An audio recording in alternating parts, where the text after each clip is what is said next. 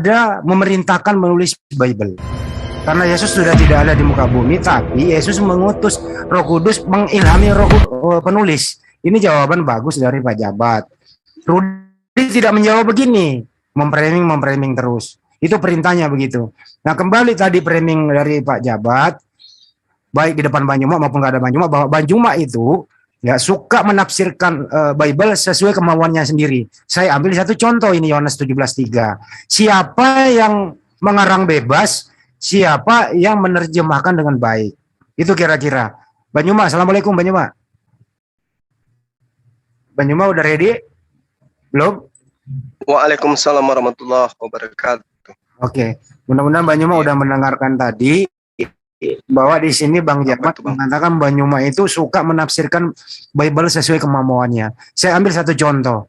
Silakan Banjuma dibahas Yohanes 17:3 bersama Demian, Pak Jabat dan lain-lain. Waktu untuk Banjuma dengan Pak Jabat dan Mas Demian. Silakan. Iya, jadi gini. Sebelumnya saya ucapkan salam dulu. Assalamualaikum warahmatullahi wabarakatuh. Damai sejahtera untuk kita semua. Jadi begini teman-teman, kalau kita melihat dari kacamata kami sebagai seorang muslim, bahwasanya kami beriman kepada Al-Quran, karena secara mata rantai penyampaian itu akurat berasal dari baginda Rasulullah Muhammad SAW, kemudian disampaikan kepada para sahabat, sahabatnya kemudian menuliskan dan menghafalkan, lalu kemudian disampaikan kepada umat Islam yang lain sampai hari ini. Jadi tugas kita kemudian adalah dari segi penyampaian, mata rantai penyampaian itu sudah valid, sudah sahih. Artinya Rasulullah mengucapkan, para sahabat menuliskan dan menghafalkan. Nah, artinya tinggal isi Al-Quran itu yang mau diuji titik kebenarannya, kan gitu. Nah, kalau ini dijadikan sebagai sandaran, harusnya teman-teman Kristen pun melakukan hal yang sama. Kenapa?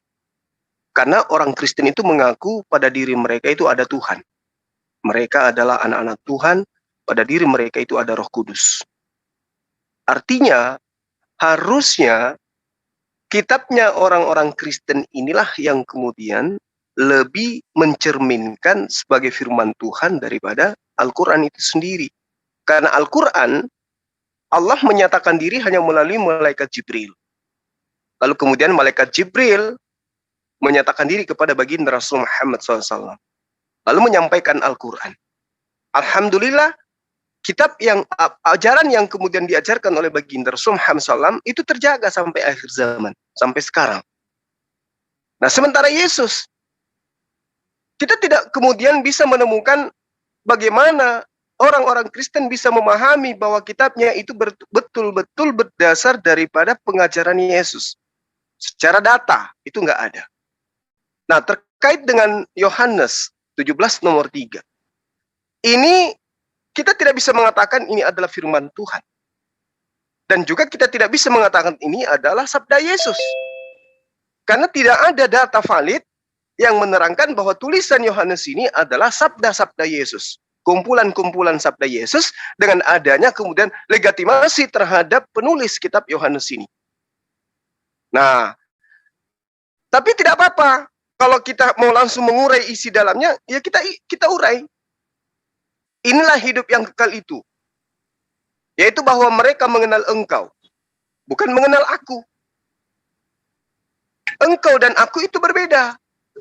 Satu-satunya Tuhan yang benar dan mengenal aku Yesus yang telah engkau utus. Jadi narasi yang dibangun kemudian adalah wahai Bani Israel. Ini penafsiran. Tapi coba Anda luruskan kalau menurut Anda itu keliru. Wahai Bani Israel, engkau jika ingin memperoleh hidup yang kekal, engkau harus mengenal bahwa Tuhan itu cuma satu, yaitu Dia yang telah mengutus aku.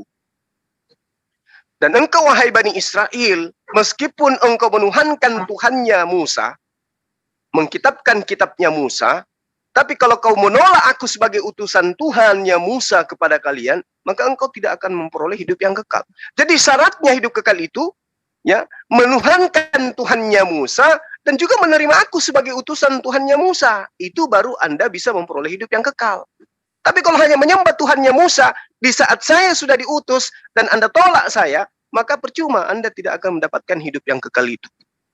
Makanya Yesus mengatakan bahwasanya ya harus mengenal. Bagaimana cara mengenal Tuhan yang mengutus Yesus? Ya, mengkaji ajarannya yang mana, perintahnya yang mana, larangannya yang mana. Hidup kekal itu adalah mereka mengenal engkau. Jadi bukan mengenal Paulus, tapi mengenal engkau yang telah mengutus aku. Artinya kalau engkau berarti, sabar, ini tafsiran saya. Kalau berbicara mengenai engkau, kalau berbicara mengenai engkau, berarti itu berbicara mengenai firman-Mu. Firman-Mu yang datang kepada para nabi-Mu, firman-Mu yang datang kepada Abraham, firman-Mu yang datang kepada Musa, yang datang kepada Daud, Salomo, dan juga adalah Yesus. Itu kalau kau mengenal, kita mengenal dia, maka kita mengenal dia melalui firman-Nya. Apa firman itu? Ucapan-ucapan dia yang ada lagu. Siapa ini?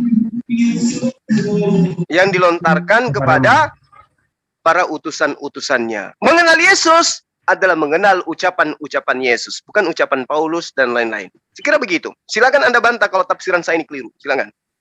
Terima kasih Bang Juma. Silakan Pak Jabat, silakan. Jadi begini Bang Juma. Jadi saya harus luruskan terlebih dahulu. Makanya saya selalu katakan apa? Untuk membahas Yohanes 17 ayat 3 itu, kita harus mengenal terlebih dahulu Yesus itu siapa. Apakah dia hanya sekedar utusan? Ataukah dia juga adalah Tuhan? Kita harus mengetahui. Tapi kalau Bang Juma, yang Bang Juma jelaskan itu hanya menjelaskan dari sisi utusan. Itulah yang Bang Juma jelaskan. Tetapi Bang Juma tidak mengenal siapa Yesus yang sesungguhnya. Makanya saya selalu mengatakan apa? Mari kita lihat nubuatan yang ada di dalam Yesaya 43. Di situ apa dikatakan? Yesaya 43 ayat 10. Yang tadi saya bacakan. Kamu inilah saksi-saksiku. Artinya siapa saksinya? Itu orang-orang Israel pada zaman itu. Demikianlah firman Tuhan. Dan hambaku yang telah kupilih. Siapakah hambanya yang dipilih? Adalah Yesus. Supaya kamu tahu dan percaya kepadaku. Dan mengerti bahwa aku tetap dia. Artinya apa? Yesus itu adalah gambar rupa Allah. Maka Yesus adalah Allah sendiri. Allah di situ merujuk kepada roh yang diam di dalam diri Yesus. Karena Allah adalah roh. Itulah di ayat selanjutnya dikatakan apa? Sebelum aku tidak ada Allah dibentuk.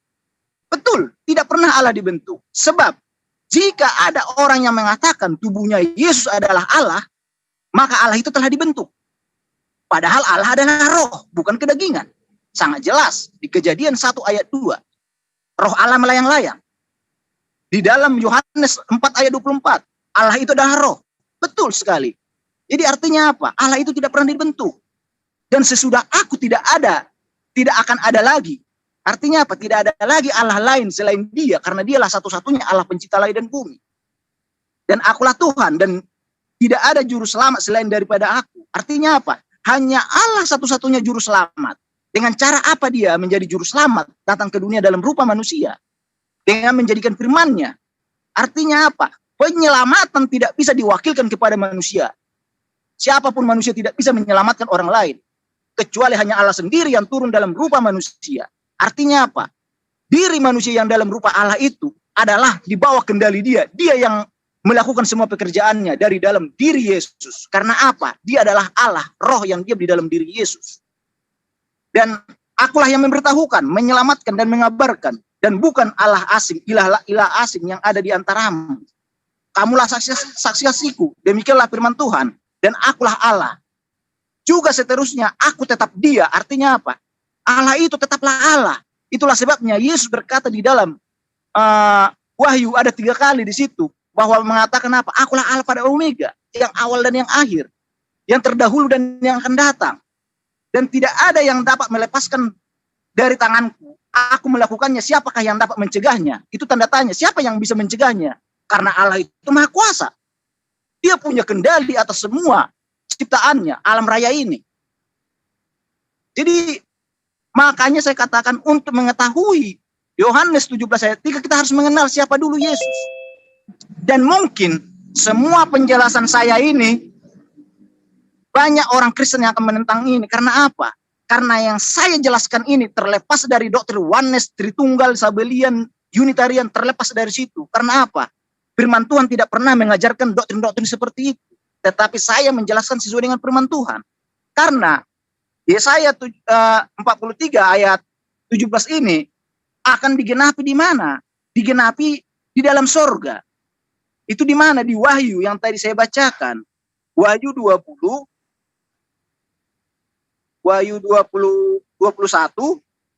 ayat yang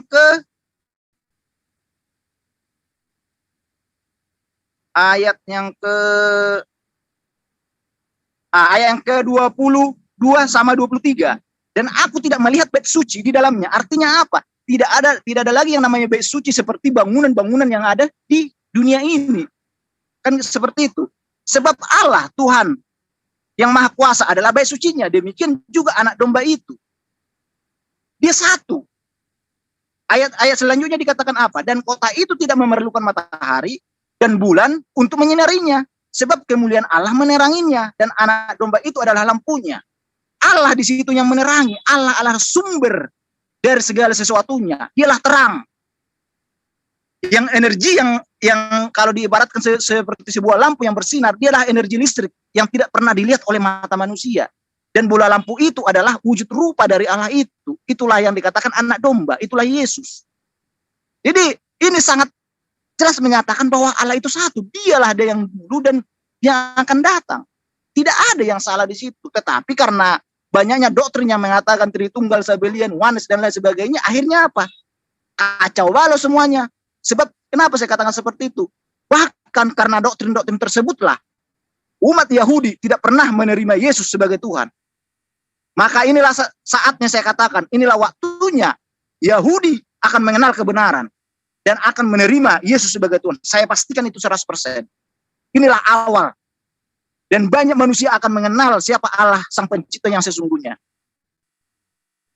Itulah makanya dari kemarin saya katakan sama Bang Juma, kenapa saya katakan Ismail dan keturunannya tidak menyembah Allah yang disembah oleh Abraham, karena apa? Bisa nggak beralih ke topik sana dulu, jangan ke topik sana dulu, biar nggak melebar. Ya. Oke, udah cukup dulu untuk sementara. Poinnya aja Pak, poinnya. Ya, sebentar. Jadi silakan, mungkin Bang Juma harus diluruskan kembali bahwa Bang Juma itu menafsirkan Bible sesuka hati, itu intinya. Saya enggak ya Bang Andi.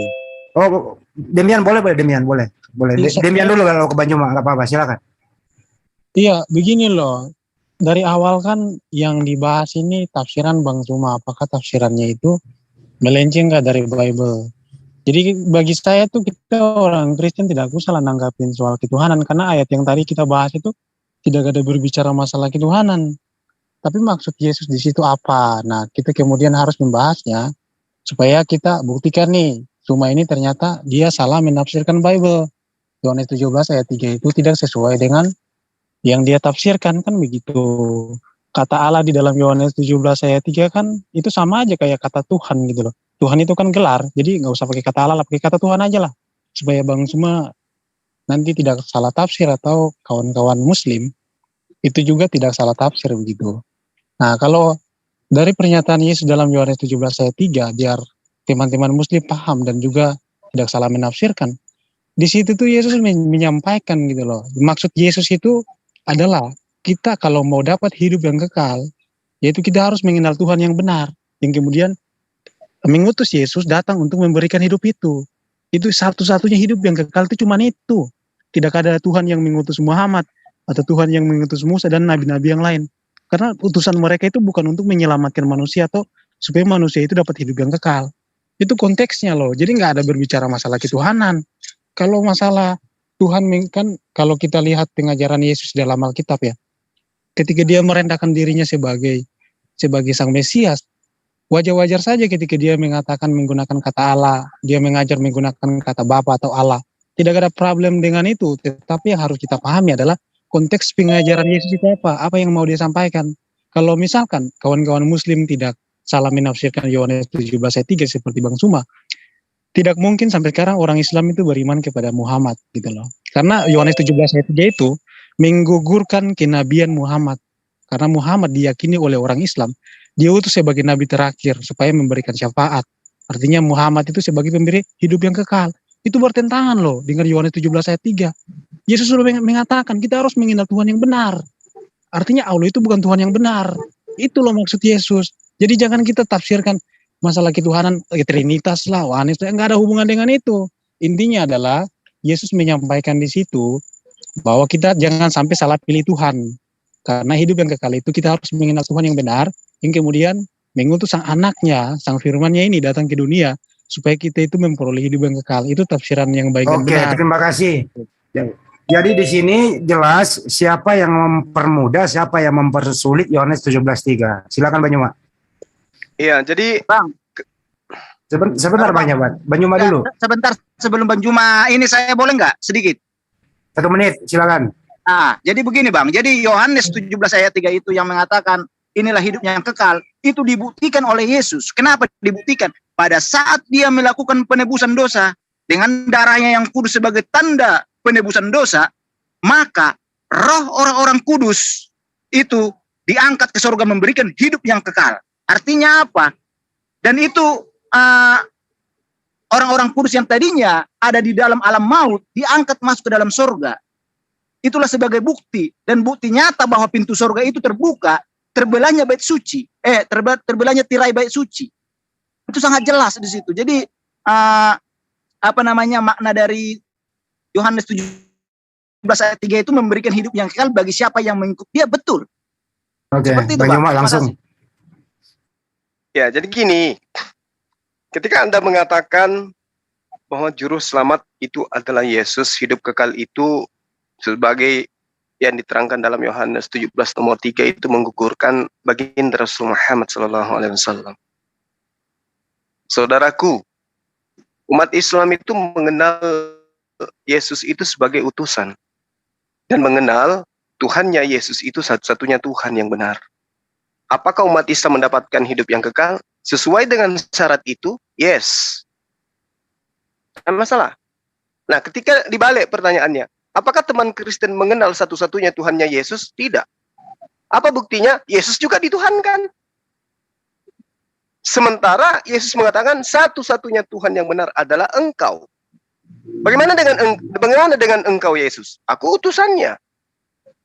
Kristen duduk di situ enggak? Enggak. Yesus ini mengajarkan kepada Bani Israel agar mengenal Tuhannya sebagai Tuhan satu-satunya dan menerima dirinya sebagai utusan Tuhan. Kristen terima enggak? Tidak. Apa buktinya? Kristen tidak mengenal Tuhannya Yesus. Kristen juga tidak mengenal Yesus. Kalau Kristen mengenal Tuhannya Yesus, tidak mungkin menggantikan Tuhannya Yesus dengan manusia Yesus. Kalau Kristen mengenal Yesus, tidak mungkin Kristen mendudukkan Yesus itu sebagai Tuhan. Tidak mungkin. Mari kita lihat. Apakah saya keliru tentang ini? Yohanes 1 nomor 18. Tak seorang pun pernah melihat Tuhan. Yesus dilihat. Gugur dia. 1 Timotius 6 nomor 16. Tuhan tidak pernah dilihat manusia dan manusia memang tidak dapat melihatnya. Yesus dilihat. Bahkan dipelototin. Bahkan ada yang sandar di dadanya. Gugur Yesus. Keluaran 33 nomor 20. Dan Tuhan berfirman. Tuhan loh yang berfirman. Engkau tidak tahan memandang wajahku. Sebab tidak ada orang yang memandang aku dapat hidup. Yesus bukan cuma hanya dipandang. Bahkan dikandung. Gugur Yesus. Yang mengenal Yesus pasti tahu poin-poin ini. Yohanes 20 nomor 17. Aku akan pergi kepada Bapakku dan Bapakmu. Tuhanku dan Tuhanmu. Yohanes 20 nomor 17. Berarti Yesus masih bertuhan. Berarti betul Yohanes 17 nomor 3. Cuma satu Tuhan. Dan Yesus bukan Tuhan. Tafsiranku tidak keliru. Yohanes 8 nomor 54. Jika aku memuliakan diriku, maka kemuliaanku itu sedikit pun tidak ada artinya. Bapa Tuhankulah yang memuliakan aku. Tafsiran Bang Suma nggak keliru. Ternyata Yesus kalau dikenal, kalau diikuti, itu bukan melakukan tidak kemudian menjadikan kemuliaannya itu adalah kemuliaan diri sendiri. Ternyata masih ada kemuliaan di luar daripada dirinya. Bang Suma nggak keliru dalam menafsir itu. Matius 18 nomor 19, permintaan mereka itu akan dikabulkan oleh Tuhanku di surga. Bapa ini Tuhan. Bapakku artinya Tuhanku. Apakah kemudian Yesus salah mengatakan itu? Tidak. Kenapa? Karena memang cuma satu Tuhan. Yang mana Tuhan itu? Dia yang ada di surga. Salah tafsirannya semua? Tidak. Markus 10 nomor 18. Mengapa kau katakan aku baik? Tidak ada yang baik selain daripada Tuhan. Siapa Tuhan itu? Dan jika engkau ingin masuk ke dalam hidup, maka lakukanlah perintah-perintahnya. Perintah siapa? Perintah Tuhan yang mengutus Yesus. Matius 7 nomor 21. Bukan setiap orang yang berseru kepadaku Tuhan, Tuhan, akan masuk ke dalam surga. Melainkan dia yang melakukan kehendak Tuhanku di surga. Bapakku di surga. Salah tafsiranku? Tidak. Berarti Yesus sendiri selalu mendudukkan Tuhannya itu sebagai Tuhan satu-satunya. Jadi dari mana kemudian teman-teman Kristen ini menganggap Yesus itu adalah Tuhan? Itu wujud bahwa Kristen tidak mengenal Tuhannya Yesus dan juga tidak mengenal Yesus itu sendiri. Oleh karena itulah kemudian ketika Anda mengambil Yesaya berapa tadi? Yesaya 43 nomor 10, Anda harusnya sadar. Tidak ada Tuhan yang dibentuk. Sekarang Anda mengatakan Tuhan membentuk diri dalam rupa manusia. Berarti Anda sudah menyalahi kodrat itu. Anda sudah menyalahi kesaksian-kesaksian yang Tuhan berikan kepada Yesaya. Lalu apa yang Anda ingin jajakan? Oh, manusianya itu tetap manusia, tetapi keilahiannya itu adalah tetap rohnya. Ini konsep dari mana? Kalau roh itu sudah pasti tidak bisa dibentuk. Tapi yang dinyatakan oleh Tuhan di dalam Yesaya 43 nomor 10 itu, dia bakal dibentuk, dia bakal diberhalakan kepada orang-orang yang tidak mengenal dirinya. Makanya diberhalakanlah Yesus. Nah, benarkah Yesus itu juru selamat dunia atau penebus dosa? Tidak benar. Tidak benar. Yesus itu adalah orang yang diselamatkan. Diselamatkan dari mana? Dari penindasan orang-orang Yahudi. Itu pasti. Makanya dikatakan dalam Ibrani 5 nomor 7. Di dalam dirinya sebagai manusia, atas kesalehannya, dia memanjatkan doa agar diselamatkan dari maut. Dan atas kesalehannya, dia diselamatkan. Yesus bukan juru selamat. Yesus adalah orang yang diselamatkan. Apa bukti dalilnya? Coba kita lihat di dalam Kisah Para Rasul 5 nomor 31. Dialah yang telah ditinggikan oleh Tuhan sendiri dengan tangannya menjadi pemimpin dan juru selamat. Kepada siapa? Kepada Bani Israel. Berarti dia bukan juru selamat dunia, tapi hanya untuk Bani Israel. Supaya Bani Israel dapat bertobat dan menerima pengampunan dosa. Endingnya, Kisah Para Rasul 22 nomor 2. Orang-orang Israel harus tahu bahwa Yesus Kristus adalah manusia yang dipilih, yang ditentukan oleh Tuhan sebagai perantara Tuhan untuk melakukan mujizat-mujizat, kekuatan-kekuatan, tanda-tanda. Kepada siapa? Kepada Bani Israel. Berarti Yesus bukan juru selamat dunia. Apa bukti dalilnya? Banyak apa yang diterangkan kemudian di dalam penjabaran kitabnya orang-orang Yahudi. Ya, coba kita lihat di dalam Yesaya 63 nomor 9. Dalam segala kesesakan Bani Israel, bukan seorang duta, bukan seorang utusan, melainkan Tuhan itu sendirilah yang menyelamatkan mereka. Dengan cara apa Tuhan menyelamatkan mereka, Bani Israel? Dengan cara mengirim Musa, mengirim Daud, mengirim Elia, mengirim Salomo, mengirim Yesus, mengirim Harun. Itulah cara Tuhan menyelamatkan Bani Israel. Makanya dikatakan, dalam segala kesesakan Bani Israel, bukan seorang duta atau utusan, melainkan Tuhan itu sendirilah yang menyelamatkan Bani Israel. Dialah yang menembus mereka dalam kasih-Nya dan belas kasih-Nya. Ia mengangkat dan menggendong mereka selama zaman dahulu kala. Siapa dia? Dia adalah Tuhan yang disembah oleh Yesus itu sendiri. Nah, saudara, kalau Anda mengatakan, oh memang dia bukan duta, memang dia bukan utusan, Anda mau simpan di mana pernyataan Yesus bahwa dirinya adalah utusan? Yohanes 17 nomor 3 jelas. Dan mengenal aku yang engkau utus. Yang engkau utus itu engkau atau utusanmu? Utusanmu. Berarti Yesus itu utusan siapa? Utusan Tuhan. Apa buktinya? Baca kitab Anda dalam Yohanes 4. Aku datang bukan atas kehendakku sendiri. Atas kehendak siapa? Yesus datang atas kehendak oknum lain. Berarti dia kedudukannya hanya utusan, sementara Tuhan memproklamirkan, bukan utusan, melainkan Tuhan itu sendirilah. Makanya ketika Yesus datang, dia mengatakan apa? Aku tidak dapat berbuat apa-apa dari diriku sendiri. Yang mengabulkan doa mereka adalah Bapakku yang ada di surga. Aku akan pergi kepada Bapakku dan Bapakmu, Tuhanku dan Tuhanmu. Semua data-data itu jelas. Tidak seorang pun yang pernah melihat Tuhan. Tuhan itu tidak pernah dilihat oleh manusia, dan manusia memang tidak dapat melihatnya. Siapa dia? Dialah yang bukan utusan itu. Yesus adalah utusan Tuhan. Berarti dia adalah juru selamat bagi Bani Israel, tetapi dia justru butuh diselamatkan. Itu poin saya. Silakan. Terima kasih banyak, Pak. Pak Jabat silakan. Pak Jabat dulu baru Demian. Saya duluan aja. Nanti Oke. Silakan Demian dulu, silakan. langsung saya sampaikan poin-poin. Saya nggak panjang kok, jadi santai aja. Iya, begini loh, Bang Suma ini kenapa setiap kali debat itu dia selalu lari dari topik gitu loh. Kita ini kan membahas maksud Yesus, konteks di dalam Yohanes 17 ayat 3 loh. Itu yang harus kita bahas, jangan kemudian lari kemana-mana. Kenapa sih setiap kali kami menjelaskan konteksnya, malah jelasin yang lain gitu? Apakah nggak bisa membantahnya gitu kan? Jadi nggak apa-apa lah, walaupun Bang Suma udah lari kemana-mana, ini perlu juga kami jawab gitu loh, karena supaya tidak menyesatkan orang-orang yang menonton. Bang Suma mengatakan gini, Yesus mengatakan mengenal satu-satunya Allah yang benar. Dan orang Kristen dan orang Islam meyakini dan percaya kepada Tuhan yang dibawakan oleh Yesus. Ini argumen ini bisa nggak dipertanggungjawabkan gitu lah. Bisa nggak orang Islam mengatakan mereka percaya bahwa Tuhan itu roh seperti yang Yesus katakan di dalam Yohanes 4. Bapa itu adalah roh. Oleh karena itu kita harus menyembah dalam roh dan kebenaran. Sampai sekarang itu orang Islam itu tidak pernah menyembah Tuhan dalam bentuk roh yang disampaikan oleh Yesus. Yesus menyebut Tuhan dengan sebutan Bapa. Sampai sekarang orang Islam nggak pernah melakukan itu. Terus kemudian Yesus nggak pernah menyatakan bahwa Tuhan itu bernama Allah Subhanahu Wa Taala proper name. Tidak ada sama sekali loh. Jadi kalau orang Islam mengatakan bahwa mereka mengikuti atau menyembah Tuhan yang disampaikan, yang dibawakan oleh Yesus, loh Tuhan yang mana gitu loh? Bisa nggak ini dipertanggungjawabkan? Jangan kemudian kita buat framing untuk menyesatkan orang. Seluruh dunia tahu, orang Yahudi, orang Kristen tahu bahwa proper name di dalam Islam dan Kristen itu berbeda. Terus dasarnya di mana kalian mengatakan bahwa kalian mengikuti Tuhan yang dibawakan oleh Yesus?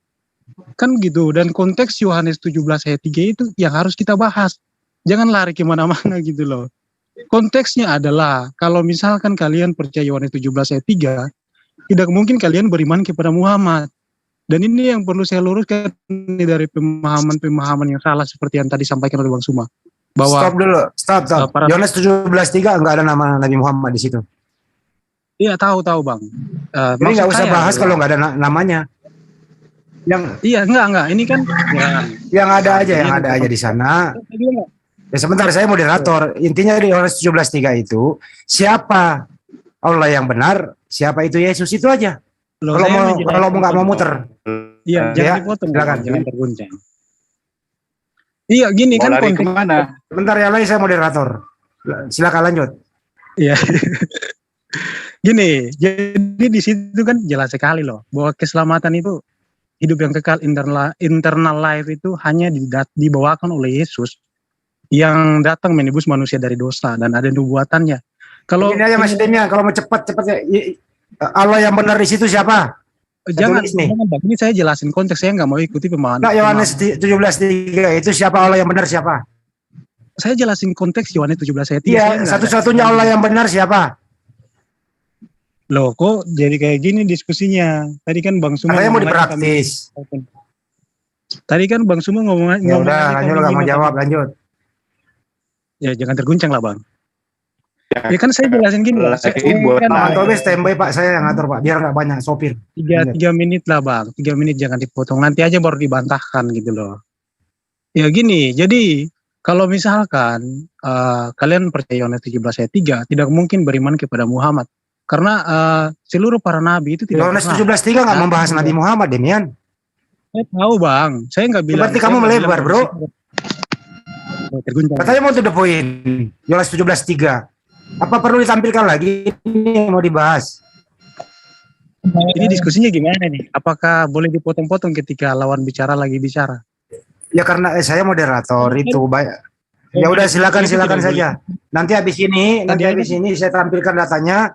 Khusus Yohanes 17:3. No problem, jelas. no problem. Tapi jangan Ya, dipotong, jangan silakan. dipotong. Yang lain standby. Oke, saya lanjutkan ya. Nah, kita harus pahami loh. Kita harus pahami pengajaran di dalam Alkitab bahwa yang namanya manusia diselamatkan dari dosa itu beda sama manusia diselamatkan dari perbudakan. Seperti Musa diutus untuk menyelamatkan bangsa Israel dari perbudakan di Mesir, atau Salomo atau nabi-nabi yang lain. Itu beda konteks loh. Nah, yang disebut sebagai penyelamat dosa itu adalah Sang Mesias yang dinubuatkan dalam Yesaya 53 ayat 10. Bahwa dia menyerahkan nyawanya sebagai Yang lain standby dulu nih, berisik.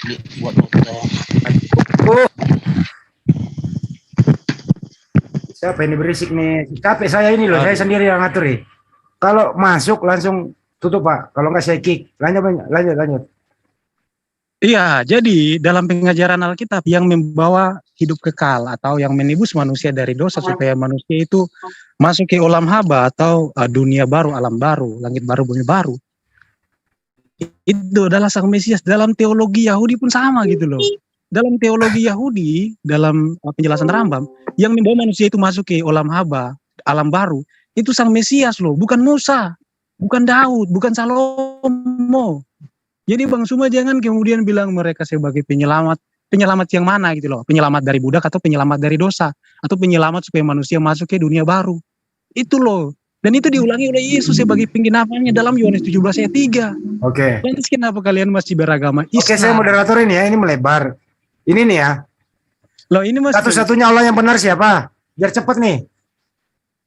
Loh Bang, saya membahas konteks Yohanes 17 ayat 3. Ya iya, satu-satunya Allah yang benar siapa? Enggak, konteks ayat itu Yesus menyampaikan tentang hidup yang kekal. Iya, yang satu-satunya Allah yang benar siapa? Saya mau tulis ini. Aduh, ini gimana ini? Ya udah lanjut aja sama yang lain lah, saya enggak. Soalnya Ya berarti nggak bisa jawab toh Yohanes 17:3. Bukan bisa jawab, tapi saya enggak mau mengikuti jawaban Abang. Enggak, ini tertulis di sini. Inilah saya tahu, saya menjelaskan itu. konteks ayatnya, bukan ya itu bahwa mereka mengenal engkau satu-satunya Allah yang benar siapa? Tergunjang ah. Nggak bisa dijawab kan kalau to the point? Bukan nggak bisa dijawab, itu ayatnya saya jelasin konteksnya, bukan kemudian Anda bertanya dengan mengutip satu kata di situ. Oh, saya jelasin bisa konteks ayatnya. begitu. Itu artinya Anda yang melebar. Oke, lanjut melebar, silakan. 1 menit baru ke Bang Juma. Sebentar dulu Bang, saya mau menanggapi apa pernyataan Juma dulu yang tadi. Oke, silakan. Udah dulu ya Demiannya, silakan. Ini 2 lawan 1 soalnya nih. Ya. Bang Juma, makanya selalu saya minta pada saat saya menjelaskan coba disimak baik-baik, direnungkan supaya tidak salah paham apa yang saya sampaikan. Apa yang dikatakan Juma tadi bahwa Allah itu memang tidak bisa terlihat dan tidak ada yang bisa melihatnya, betul. Tidak ada yang menyangkal itu, bahkan mendengar suaranya pun tidak. Karena pada saat Allah berbicara tanpa menampakkan wujudnya, ya kan? Kita tidak bisa mengatakan kita mendengar suara Allah, tetapi secara iman kita mengimani itu adalah suara dari Allah. Karena apa? Karena Allah itu tidak terlihat. Jadi Bang Juma harus ketahui, seperti yang sudah saya jelaskan dari tadi, bahwa Allah itu tidak pernah dibentuk. Allah lain tidak pernah dibentuk. Bang. Ayat yang dia kutip itu nggak lengkap Bang. Jadi jangan ikuti ya apa yang dia katakan. Dia nggak baca ayatnya sampai selesai. Coba baca aja tuh Yohanes 1 ayat 18 saya screen ini ya. Yang dibahas Yohanes 17:3 dulu nih. Nggak, itu kutipan Bang Suma mengenai Allah nggak bisa dilihat. Jadi salah nggak apa-apa Bang. Jadi enggak. Jadi maksud saya seperti ini. Itulah yang saya katakan. Langsung bacakan Bang, ini saya bacakan ya. Tidak seorang pun yang pernah melihat Allah, tetapi anak tunggal Allah yang ada di pangkuan Bapa, dialah yang menyatakan ini loh. Jadi tidak ada yang pernah melihat Allah. Tetapi anak tunggal Bapa ini dia yang menyatakan loh, kenapa dipotong ayatnya. Di Korintus yang tadi dia. Ya Yesus menyatakan tidak ada yang bisa melihat Bapa. Memang kenapa? Lu nggak percaya Yesus? Ayatnya Pak. Ya, entar jangan dipotong, ini waktu kami untuk menjelaskan loh. Yesus mengatakan dalam Yohanes 14 ayat 7, sekiranya kamu mengenal aku, pasti kamu juga mengenal Bapakku. Sekarang kamu telah mengenal dia dan kamu telah melihat dia. Iya, jadi itu Iya, pengakuan pengakuan Yesus, Yesus Pak. berkata tidak ada satupun yang bisa melihat Bapa. Yesus ngomong, lu percaya omongan Yesus nggak? Ayatnya tunjukin, Pak. Tadi barusan lu ngomong kan itu ayatnya tadi lu ngomong. Gimana sih lu? Itu bukan ucapan Yesus, itu ucapan Yohanes dalam Yohanes 1:18. Yohanes ambil dari mana? Ya atas ilham Roh Kudus Roh Kudus ambil dari mana? dari Yesus. Ya berarti Yesus itu ucapan Yesus. Yesus Ya, dengerin sebelum gua banyak dengerin. Yesus berkata tidak ada Loh, satupun ini melihat waktu kami, Bapa. Bang Zu. Loh, ini waktu kami, jangan dipotong, jangan terguncang. Saya kalau ngomong tuh Karena lu ada Bible lu sendiri lu, Tunggu dulu, Bang. Bang. Biar dipercepat. Biar saya Ya, Bang luruskan Jabat. dulu, Bang. Iya, terguncang Jadi- ini. Jadi begini, Bang. Jadi apa yang dikatakan Bang Juma itu, ya kan? Tadi Itu bahwa bohong Allah semua tidak tuh, pernah Bang. dilihat, itu betul. Sabar, Jadi begini, sabar. artinya gini loh. Yesus adalah firman yang menjadi manusia, itu adalah gambar rupa Allah, bukanlah sebagai Tuhan. Karena yang adalah Tuhan adalah rohnya, tidak pernah dilihat oleh mata manusia. Tetapi wujud dari rupa dari Tuhan Yesus adalah gambar rupa dari Allah itu. Tetapi kita tidak bisa menyatakan kalau dia hanya sebagai gambar rupa, tidak bisa manusia menyatakan bahwa dia adalah Tuhan itu. Karena tidak pernah ada seorang pun yang bisa melihat Tuhan. Karena dia adalah roh. Jadi itulah yang saya katakan tadi, kalau kita mau baca ke penggenapan di Wahyu, yang tadi yang saya katakan itu, ya seperti itulah bentuknya. Bahwa tidak pernah ada yang bisa melihat. Tetapi Yesus menyatakan itu. Yesus menyatakan itu untuk apa? Supaya kita memahami siapakah dia yang sebenarnya. Jadi begini, jadi Bang Jabat percaya, begini, Bang. Tunggu sebentar dulu, Bang Bang. Jabat. Jadi Bang Jabat percaya bahwa Yesus, omongan Yesus, Bapak tidak bisa dilihat. Percaya omongan Yesus ya? Betul. Betul. Karena Bapa itu adalah roh, tidak Oke. pernah bisa dilihat. Jadi itu yang saya harus luruskan. Jadi kalau ada orang yang menjadikan tubuhnya Yesus sebagai Tuhan, itu adalah iman yang salah, saya katakan. Karena apa? Allah itu adalah roh. Tuhan itu adalah roh. Itu sangat jelas. Tetapi wujud yang bisa dilihat itu adalah sebagai gambar rupa seperti yang tertulis di dalam Kolose 1 ayat 15 dan 16 sampai 16. Itu jelas di situ. Artinya apa? Wujud rupa Yesus itu adalah wujud rupa Allah yang bisa dilihat, yaitu Allah yang tidak pernah bisa dilihat itu. Itulah sebagai gambar wujud rupanya. Maka Allah tidak pernah menciptakan, membentuk Allah lain. Tidak pernah. Itulah yang saya katakan, kita harus mengenal terlebih dahulu siapakah Yesus ini. Kenapa dia dikatakan anak manusia? Kenapa dia harus lahir dari firman? Kenapa tidak seperti manusia biasa? Mengutus manusia biasa menjadi utusannya. Karena apa? Tidak bisa manusia biasa menyelamatkan manusia masuk ke dalam surga. Artinya apa? Penebusan dosa itu adalah penebusan dosa untuk membuka kembali pintu surga. Karena apa? Pintu surga bagi umat manusia sudah tertutup. Akibat apa? Akibat dosa yang dilakukan oleh Adam dan Hawa waktu pertama di Taman Eden. Yang menyebabkan semua keturunannya jatuh ke dalam dosa, memiliki natur dosa. Maka pintu surga itu tertutup. Itulah sebabnya sebelum Allah turun ke dunia untuk menebus dosa manusia itu, semua roh orang-orang kudus dan roh orang-orang berdosa ada di alam maut. Tetapi setelah dia melakukan penebusan, penggenapan firman-Nya itu, barulah orang-orang kudus bangkit, rohnya naik ke dalam surga. Karena apa? Yesus itu adalah pintu untuk masuk dan keluar menuju rumput yang hijau. Artinya apa? Roh manusia, orang-orang kudus yang sudah masuk ke dalam surga, itu nanti akan keluar lagi dari dalam surga untuk dimasukkan ke dalam tubuh yang akan dibangkitkan setelah akhir zaman untuk merasakan kehidupan yang kekal selama 1000 tahun. Itulah masa kerajaan 1000 tahun itu. Oke. Dan kerajaan 1000 tahun itulah yang dikatakan sebagai rumput yang hijau. Artinya apa? Taman Eden yang sempurna, kehidupan yang sempurna. Itu semua jelas loh di situ. Kita nggak bisa berandai-andai. Sedangkan yang dikatakan sama Bang Juma tadi, Musa sebagai penyelamat apa dulu? Penyelamat di dunia. Di dunia itu dalam hal apa? Dalam hal penyelamatan dari perbudakan, dari musuh-musuhnya di dunia. Bukan penyelamatan di dalam hal menuju surga yang kekal. Kita harus mengetahui makna itu semua. Jangan kita samakan Musa dengan Yesus. Itu tidak bisa. Maka saya katakan sama Bang Juma sekarang, bagaimana Juma mau menjelaskan jika memang Yesus anak domba dan Allah itu berbeda. Bagaimana Bang Juma mau menjelaskan Wahyu 21 ayat 22 dan 23? Silakan dijawab. Saya pengen tahu bagaimana cara penafsiran dia di situ. Bergeser kemana-mana, silakan Pak Juma. Kabar ya.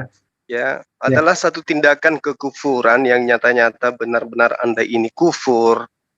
Sebagaimana yang diterangkan Al-Quran 1400 tahun silam. Ketika Anda mengatakan bahwa Musa itu bukan juru selamat. Justru Musa itu jauh lebih hebat daripada Yesus. Satu, Musa menyelamatkan Bani Israel. Menyelamatkan kaumnya. Kepada siapa? Kepada dari perbudakan Mesir yang sudah mereka alami bertahun-tahun. Menyelamatkan. Yesus tidak mampu menyelamatkan Bani Israel dari tekanan Romawi. Paham situ ya? Jadi dari aspek ini saja Yesus kalah. Kedua, Musa menerima firman dari Tuhannya berupa Torah dan ada, diimani, dilihat, disaksikan, diakui Musa, diakui Tuhannya. Yesus, mana? Mana kitab yang diterima Yesus? Tidak ada. Kalah dia. Kemudian, kalau Anda mengatakan bahwa juru selamatnya Yesus beda dengan juru selamatnya Musa, dari sisi apa? Kalau dari sisi pagan, yes. Yesus Anda menang. Karena dia menumpahkan darahnya di atas tiang salib. Tapi itu adalah satu kekalahan mutlak. Kesalahan fatal. Kenapa? Musa bisa menghapuskan dosa manusia hanya dengan mengajarkan untuk mengorbankan binatang. Di dalam Keluaran 29 nomor 14, Musa juga mengajarkan Trinitas. Daging, kulit, dan tai lembu. Ketika tiga-tiganya itu dilakukan, maka mereka Bani Israel terselamatkan. Tuntas di situ. Kalau Yesus, dia harus mati dulu. Kalau Musa nggak perlu mati dia. Cukup dia tunjukkan seekor sapi, dagingnya, kulitnya, tainya, bisa menembus dosa. Baca Keluaran 29 nomor 14. Jadi hati-hati. Kemudian, ketika Anda mengatakan Musa bukan juru selamat, baca Ulangan 11 nomor 1. Haruslah engkau mengasihi Tuhan Allahmu dan melakukan dengan setia kewajibanmu terhadap dia, dengan sentiasa berpegang kepada ketetapannya, perintahnya, peraturannya. Kalau dia kemudian orang-orang Israel memegang teguh kemudian apa yang diperintahkan Tuhan kepada mereka, ketetapan Tuhan, peraturan Tuhan, lalu kemudian perintah-perintah Tuhan. Di dalam Ulangan 28 nomor 1 jelas dikatakan mereka semua akan memperoleh hidup. Mereka akan dimuliakan di atas muka bumi ini. Mereka akan kemudian didudukkan sebagai orang yang bangsanya diangkat setinggi-tingginya di atas muka bumi. Kalau Tuhan sudah mengangkat derajat orang-orang ini di atas muka bumi, bagaimana nanti di hari kemudian? Itu yang Anda harus paham. Jadi Musa adalah juru selamat yang komplit. Yesus adalah juru selamat yang gagal 100%. Aku diutus kepada domba-domba yang hilang dari Bani Israel. Bani Israel menolaknya. Kan kasihan. Bahagiakan orang lain dulu. Ya kan? Aku tidak berkata-kata dari diriku sendiri. Para pengarang kitab Anda bebas mengatakan apa saja di dalam kitab mereka, di tulisan mereka. Kalah Yesus. Lebih hebat Paulus. Menuliskan berdasarkan orang bodoh yang ingin bermegah. Yesus tidak bisa berkata-kata dari dirinya sendiri. Dari segala aspek kalah. Untung saja ada Al-Quran yang datang mengangkat derajat beliau. Untung saja. Mal masihu banu Maryam illa rasul. Qad khalat min qablihi rusul wa ummuhu siddiqah kana yakulani ta'am unzur kaifa nubayyinu lahumul ayati thumma anzur anna yufakun. Untung saja Al-Quran diwahyukan oleh Allah untuk mengangkat derajat Sang Yesus yang dinista, dihina, direndahkan, bahkan dikutuk. Oke? Lalu kemudian Al-Quran menerangkan dengan valid tentang Isa alaihi salam. Qala inni abdullah atani al-kitaba wa ja'alani nabiyyan. Ini jelas. Al-Quran mengangkat beliau. Jadi kalau tadi ada yang mengatakan, apa hubungannya kemudian? Harusnya nggak ada Nabi Muhammad SAW. Ketika bercerita tentang Yohanes 17:3, nggak ada Muhammad di situ. Kenapa nggak ada? Justru Rasulullah Muhammad SAW datang kemudian untuk mengukuhkan, menguatkan pondasi Yohanes 17 nomor 3 bahwa Yesus itu adalah utusan Tuhan. Qala inni Abdullah ataniyal kitab wa ja'alani nabiyyan. Sementara ajaran Kristen bukan mendudukkan Yesus sebagai utusan, mendudukkan Yesus sebagai Tuhan. Ada lagi yang malu-malu. Tuhan memang gak pernah dibentuk karena Tuhan itu goib. Tapi ujung-ujungnya menyembah anak Maria juga. Ini yang dimaksud oleh Yesus sebagai orang-orang munafik. Orang-orang munafik mereka. Kalau Anda berbicara mengenai sembahannya Yesus, ini saya terangkan. A'udzubillahi minasyaitonirrajim. Bismillahirrahmanirrahim. Alam tara anna Allah anzala minas sama' ma'am fatusbihul ardu muhdarrah. Innallaha latifun khabir. Innallaha latifun khabir. Itu Tuhannya Yesus. Tuhannya Yesus itu Allah. Esensi yang maha halus. Tak terlihat. Tak nampak. Kalau Anda tidak percaya, silakan Anda imani kitab yang mengatakan, yang mengatasnamakan Yesus. Apa yang Yesus katakan dari mulutnya sendiri? Yohanes 5 nomor 37. Bapa yang mengutus aku, dialah yang bersaksi tentang aku. Kamu tidak pernah mendengar suaranya, rupanya pun tidak pernah kamu lihat. Jadi Tuhan engkau mengatakan dia gaib, dia engkau katakan roh, itu artinya bahwa apa yang diterangkan Al-Quran tentang hakikat Allah, innallaha, sesungguhnya Allah, sembahannya Yesus itu latifun khabir, maha halus dan maha mengetahui. Makanya dikatakan laisa kamisli syai'.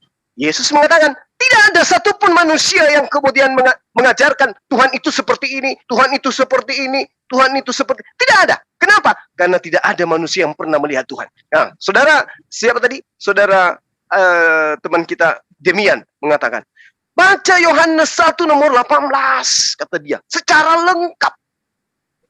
Justru kalau Anda membaca Yohanes 1 nomor 18 secara lengkap, tidak ada Tuhan, tidak ada manusia yang pernah melihat Tuhan.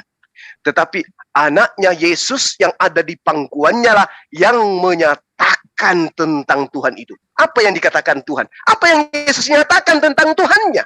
Apa yang Yesus nyatakan tentang sembahannya? Apa yang Yesus nyatakan tentang Bapa yang mengutusnya? Baca Yohanes 5 nomor 37. Itulah pernyataan Yesus tentang Tuhannya. Bapa yang mengutus aku, dialah yang bersaksi tentang aku. Kamu tidak pernah mendengarkan suaranya, rupanya pun tidak pernah kamu lihat. Itu pernyataan Yesus. Yesuslah yang menyatakan tentang Tuhannya. Kamu tidak pernah melihat wajahnya, suaranya pun tidak bisa kau dengarkan. Itu pernyataan Yesus. Jadi kalau untuk mau melihat Bapa yang mengutus aku, lihat aku. Kalau kamu ingin mendengarkan Tuhan yang ada di atas, dengarkan aku. Kenapa harus melihat dan mendengarkan aku? Karena aku adalah utusannya, aku wakilnya, aku dutanya, bro. Jadi kalau kau melihat aku, kau tidak sedang melihat Bapakku. Yang kau lihat itu utusannya, ajarannya. Kenapa? Karena aku tidak berkata-kata dari diriku sendiri. Kemuliaan yang aku punya tidak sedikit pun dariku, tapi dari Dia yang telah mengutus aku. Jadi Tuhannya Yesus itu yang mana? Makanya tadi saudara jabat ketika ditanya oleh Bang Handi, Demian, mana yang Tuhan satu-satunya itu? Yesus atau Dia yang telah mengutus? Tidak seperti itu cara menguraikannya. Aku tidak mau terbawa oleh... Anda memang harus berkelit mutar-mutar demi untuk memplesetkan ajaran Yesus. Kalau kami tidak. Jadi jangan Anda mengatakan saya salah untuk mentafsirkan data-data yang ada dalam kitab Anda. Saya jujur dalam mentafsirkan. Anda mutar-mutar ke sana kemari. Kenapa? Anda ingin menjajakan Yesus anak manusia itu sebagai Tuhan Anda. Sehingga Anda menggunakan jurus 1000 langkah mundur, maju, kena muka, belakang, atas, bawah. Supaya Anda mewakili sang iblis untuk mengajak manusia menyembah kepada selain daripada Tuhannya Yesus. Itu yang perlu Anda pahami. Silakan. Oke Bang, saya duluan ya Bang ya. Ini mohon maaf ya, jangan dipotong lah moderator. Kita di sini kan diskusi. Ya, lanjut. Jadi saya mohon ya, jangan dipotong. Tadi Bang Suma ngomong aja dari awal sampai akhir, panjang lebar kami dengarkan. Ya gini Bang Suma saya screen ya. Ayatnya nih kalau Yohanes 1 ayat 18 itu kan dikatakan bahwa Bapa yang mengutus aku dialah yang bersaksi tentang aku. Kamu tidak pernah melihat kamu tidak pernah melihat Allah kan, tetapi anak tunggal Allah yang ada di pangkuan Bapa dialah yang menyatakannya. Gini loh, Yohanes 5 ayat 37 sampai 38. Bapa yang mengutus aku, dialah yang bersaksi tentang aku. Kamu tidak pernah mendengar suaranya. Rupanya pun tidak pernah kamu lihat. Dan firman-Nya tidak menetap di dalam dirimu. Ini ada kalimat selanjutnya ini. Sebab kamu tidak percaya kepada Dia yang diutusnya. Jadi kenapa mereka tidak bisa melihat dan tidak pernah mendengar suaranya? Karena mereka tidak percaya kepada Dia yang diutusnya ini loh. Jadi jangan dipotong loh ya. Ini ajaran Yesus nih, jangan dipotong-potong. Nah, Yohanes 1 ayat 18 itu jangan, ini noise, sorry. Yohanes 1 ayat 18 itu kan tidak ada yang pernah melihat Allah, tetapi anak tunggal Bapa dialah yang menyatakannya. Bang Suma, ikut nggak ajaran Yesus? Ini saya tunjukin ajaran Yesus ya. Nih, Yohanes 14 ayat 7. Yohanes 14 ayat 7. Jadi kita kalau ngomong Bible, jangan kita plesetin ayat atau ngarang-ngarang gitu loh. Tafsirannya ngarang-ngarang nih. Ini kata Yesus. Sekiranya kamu mengenal aku, pasti kamu juga mengenal Bapakku. Sekarang kamu telah mengenal Dia dan kamu telah melihat Dia. Ini loh, anak tunggal Allah yang ada di pangkuan Bapa. Dia yang menyatakan tentang Bapa ini, tentang Allah. Udah jelas ini. Jadi jangan salah tafsir. Alkitab itu bukan cuma 1-2 kata atau comot-comot dalil aja untuk ditafsirkan. Ada banyak sekali. Jangan noise nih, sorry noise. Ada banyak sekali ayat-ayat Tuhan itu berteofani dan para nabi. Tolong di-mute dong. Tadi Bang Suma aja tidak ada yang buka ini. Ini siapa ya? Sorry. Tolong di-mute dong moderatornya. Iya, jadi jangan diplesetin ayat ya. Nih, saya tunjukin banyak sekali ayat-ayat bahwa Abraham melihat Tuhan, terus kemudian Hagar melihat Tuhan, Ishak melihat Tuhan, Kejadian 16 ayat 7, Kejadian 18 ayat 1 sampai 3. Terus ada Kejadian 22 ayat 11, pasal 15 sampai ayat 15 sampai 18. Banyak sekali loh ayat-ayat. Nah, yang mereka lihat itu apa? Ketika Tuhan berteofani kepada mereka. Yang mereka lihat itu adalah firman-Nya yang hidup. Firman ini yang kemudian Tuhan gunakan untuk berteofani, untuk menyatakan dirinya kepada para nabi. 1 Samuel 3:21, dan Tuhan selanjutnya menampakkan diri di Silo, sebab ia menyatakan diri di Silo kepada Samuel dengan perantaraan firman-Nya. Jadi yang bertemu Abraham, yang bertemu Hagar, yang bertemu para nabi itu adalah firman-Nya yang kemudian menjadi manusia dalam Yohanes 1 ayat 14 gitu. Jadi ketuhanan Kristen itu bukan ngarang-ngarang, bukan buat-buatan mengangkat Tuhan baru atau membuat-buat tentang konsep-konsep yang tidak benar, tetapi ajaran ini berasal dari kitab Perjanjian Lama dan juga digenapi dalam Perjanjian Baru. Nah, saya tanggapi dari awal pernyataan Bang Suma bahwa Musa itu lebih hebat daripada Yesus.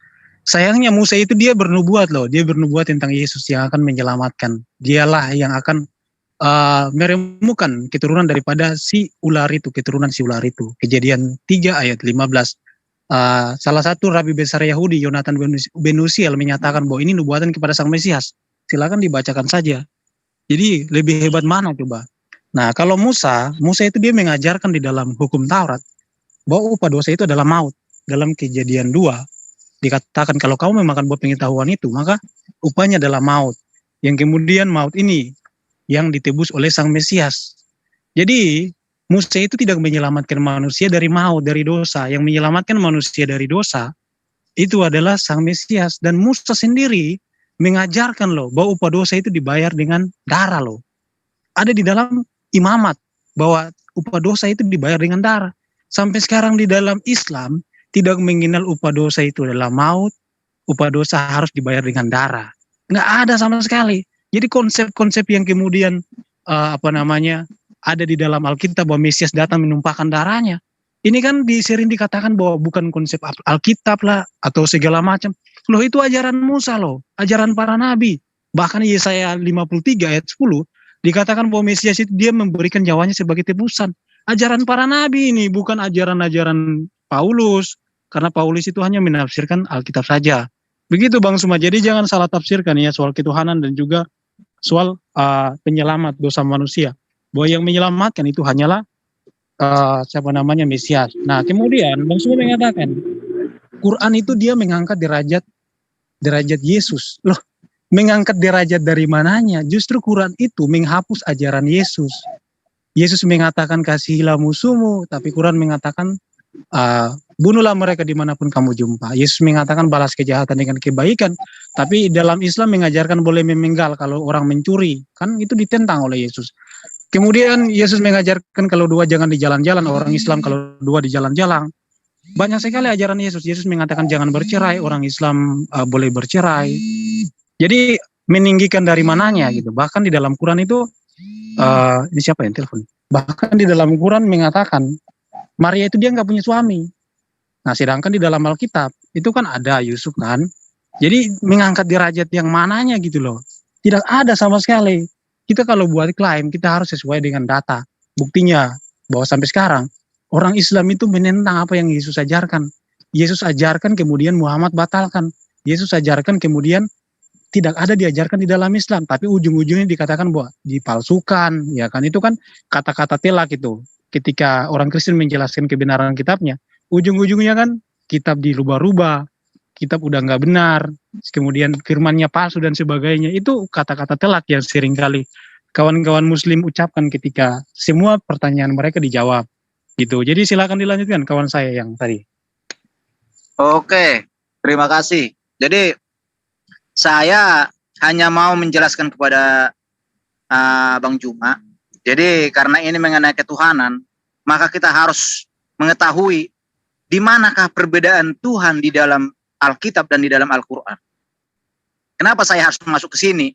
Karena tadi saling menyatakan bahwa Yesus itu bukan Tuhan, kan seperti itu. Maka saya harus luruskan.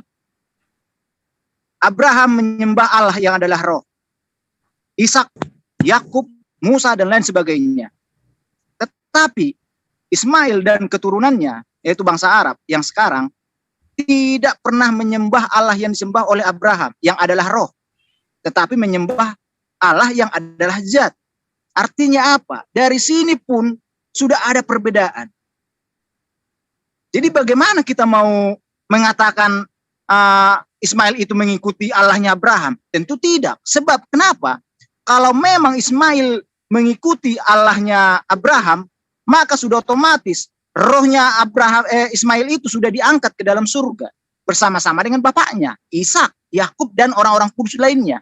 Tetapi Ismail dan keturunannya dan semua bangsa Arab masih berada di dalam alam maut, di alam kematian, alam yang gelap. Itulah alam barzah. Jadi jangan pernah kita yang namanya mengatakan bahwa Ismail itu mengikuti Allahnya Abraham. Tentu tidak. Itu tidak pernah. Dan terbukti. Buktinya apa? Tidak. Ismail dan keturunannya tidak pernah menyembah Allah yang adalah roh. Bahkan umat Muslim menentang bahwa Allah itu adalah roh. Melainkan hanya zat. Itulah perbedaannya. Jadi saya hanya simpel saja di sini. Saya tidak mau panjang lebar. Supaya kita memahami siapakah Allah yang kita sembah. Apakah kita benar-benar sudah mengikuti Allah yang disembah oleh para nabi-nabi terdahulu atau tidak? Ya kalau tidak, mari kita renungkan. Apakah iman saya yang salah atau iman Anda yang salah? Sebab kalau saya katakan iman saya yang salah, tentu tidak. Karena apa? Abraham, Ishak, Yakub menyembah Allah yang adalah roh. Dan bahkan diperjelas di dalam Yohanes 4 ayat 24. Allah itu adalah roh. Maka sembahlah Allah dalam roh dan kebenaran. Jadi perlu kita harus ketahui. Dan makna pun kenapa perbudakan Bani Israel dibebaskan dari tanah Mesir. Kita harus ketahui. Karena apa? Allah tidak mau melihat manusia itu menjadi budak di bumi ini. Karena apa? Manusia diciptakan untuk menjaga dan memelihara semua ciptaannya. Maka yang memperbudak manusia adalah iblis. Kenapa saya katakan iblis? Karena Raja Firaun itu adalah manusia yang merasa dirinya adalah Tuhan, menuhankan dirinya sendiri. Merasa dia berkuasa, merasa dia memiliki banyak ahli-ahli sihir di istananya. Dia bisa melakukan semua pekerjaan Allah. Itulah sebabnya kenapa Bani Israel diperbudak dan sujud seperti budak. Maka Allah membebaskan mereka supaya manusia itu bebas dari perbudakan, tidak menyembah iblis lagi dengan cara perbudakan. Makanya umat Kristen yang benar-benar hidup di dalam kebenaran, yang percaya kepada Allah yang adalah roh, tidak pernah menyembah dengan sujud seperti budak. Tetapi sujud dengan apa? Meneguhkan diri, menyucikan diri. Sujud itu bukan berarti kita harus tubuh kita harus sampai ke lantai, tidak. Tetapi sujud itu adalah memfokuskan diri, menyerahkan diri kita, bercakap-cakap dengan Tuhan. Itulah sebabnya kita itu menyembah dalam roh dan kebenaran. Makanya umat Kristen, perempuan-perempuan umat Kristen yang lagi mendapatkan haid, itu boleh membaca Alkitab, boleh dia beribadah. Karena apa? Haid itu adalah anugerah yang diberikan kepada perempuan, bukanlah sesuatu penghalang untuk datang kepadanya. Sebab jika sampai haid itu sesuatu penghalang, maka Allah itu telah menghalangi manusia untuk datang kepadanya. Terima kasih. Ya, oke. Baik, makasih ya. Jadi ada beberapa hal yang harus saya luruskan di sini. Kalau Anda katakan wanita haid di dalam Kristen boleh baca Bible, ya memang boleh. Karena Bible itu hanya surat kabar. Saya ulang ya. Bible itu surat kabar. Surat yang dituliskan. Kabar yang dikabarkan. Surat kabar. Bukan firman Tuhan. Itu loh ya.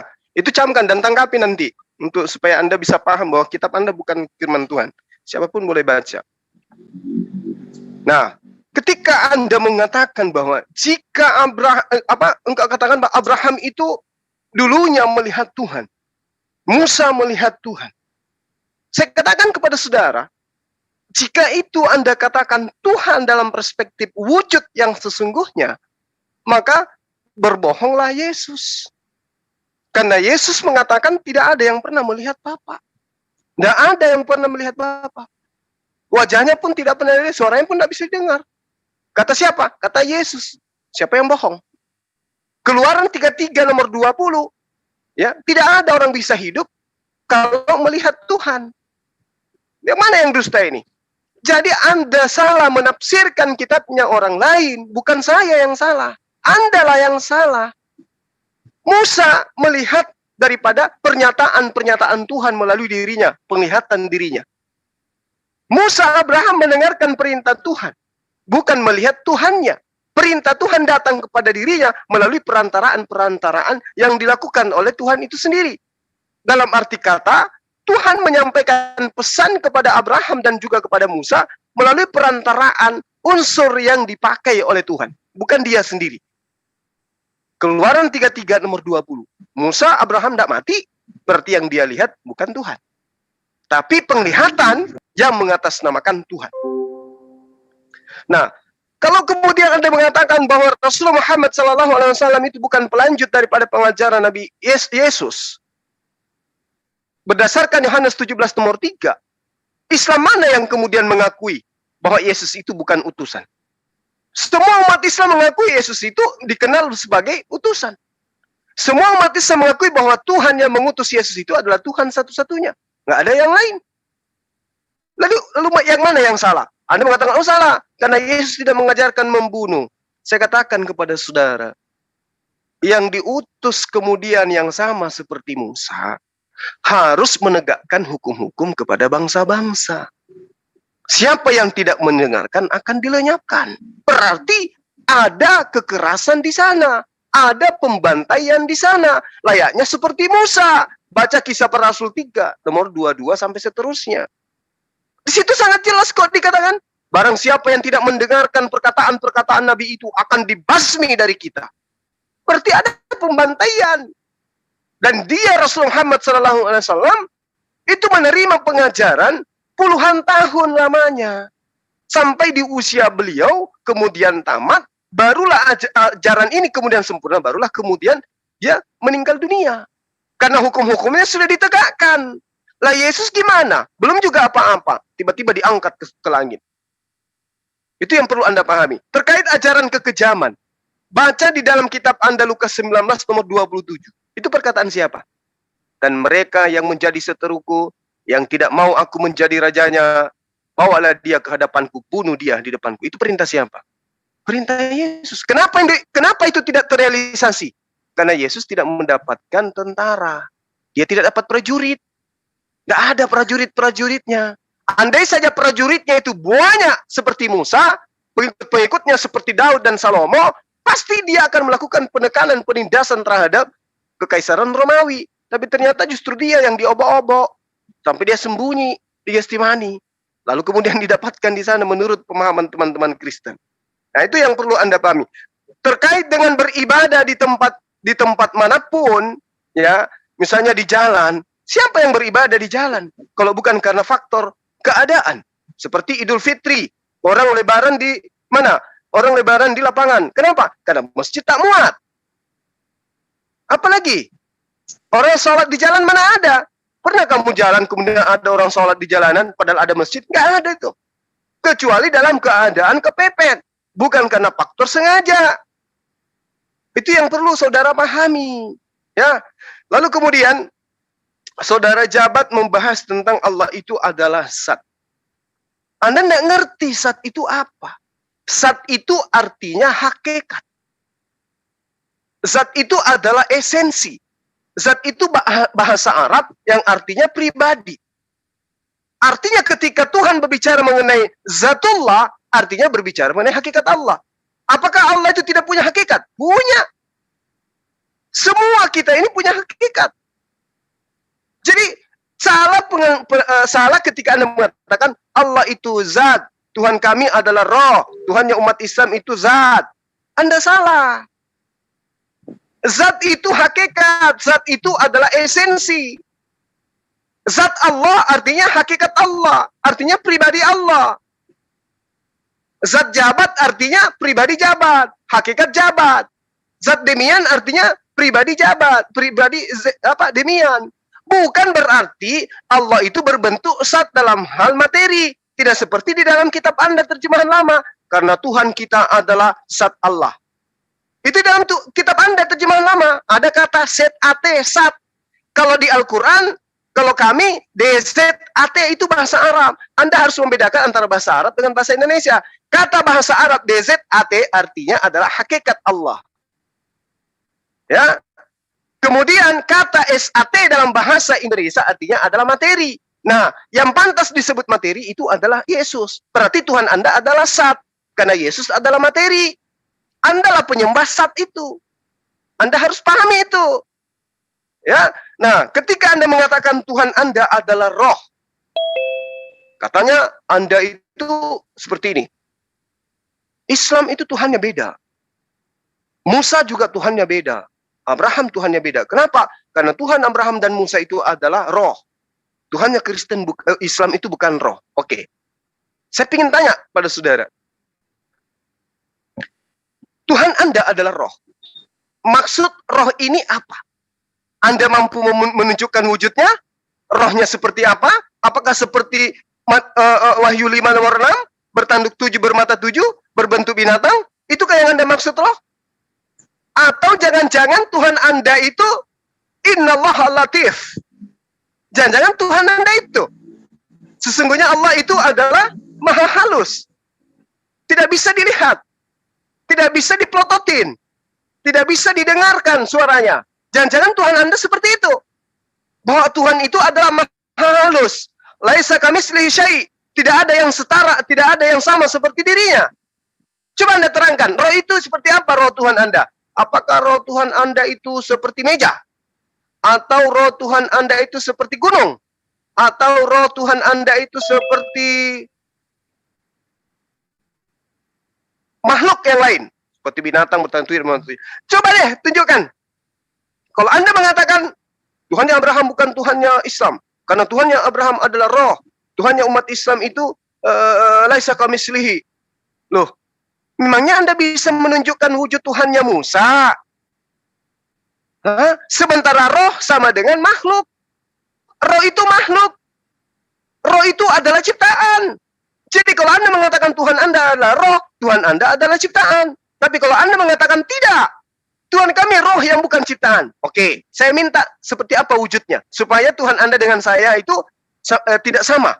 Artinya Tuhan Anda tidak gaib, Tuhan saya gaib. Tuhan saya maha halus, Tuhan Anda maha kasar. Tuhan saya itu mengetahui hal-hal yang gaib, Tuhan Anda tidak. Langsung seketika Tuhan Anda itu menunjukkan materi-materi seperti apa. Nah, coba Anda tunjukkan kepada saya bahwa Tuhan kita itu berbeda. Kamu roh, roh dalam arti kata apa? Apakah bertanduk 7 atau seperti apa?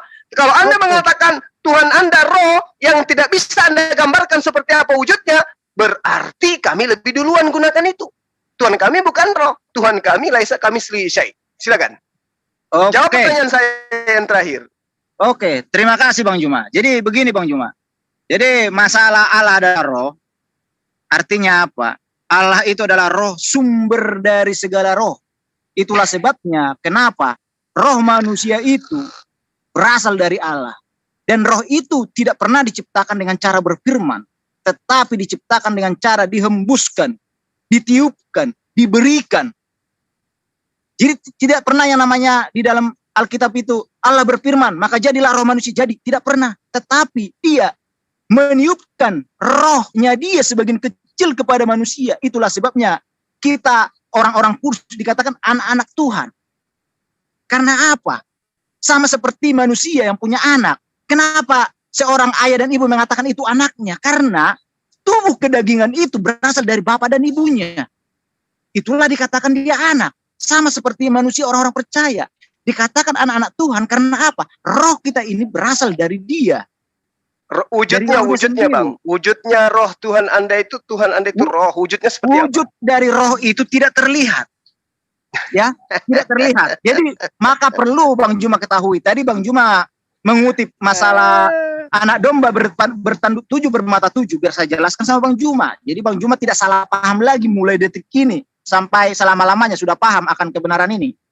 Jadi bertanduk 7 bermata 7 di situ karena itu kata istilah yang dibuat sebagai gambaran dia dikatakan anak domba. Itu merujuk kepada Wahyu 1 ayat 20. Artinya apa? Bertanduk 7 di situ merujuk kepada ke-7 malaikat yang diutus ke seluruh bumi.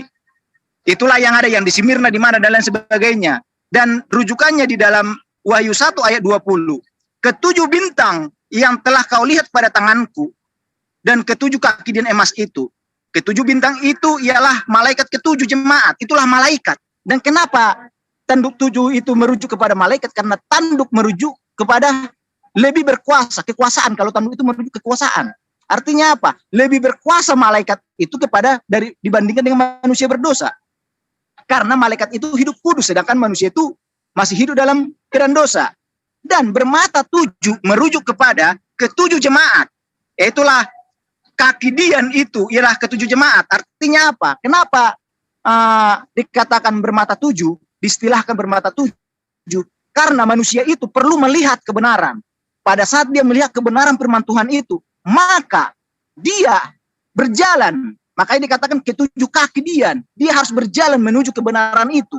Menuju kebenaran firman Tuhan itu dia berjalan dalam kebenaran supaya dia bisa masuk ke dalam surga yang kekal.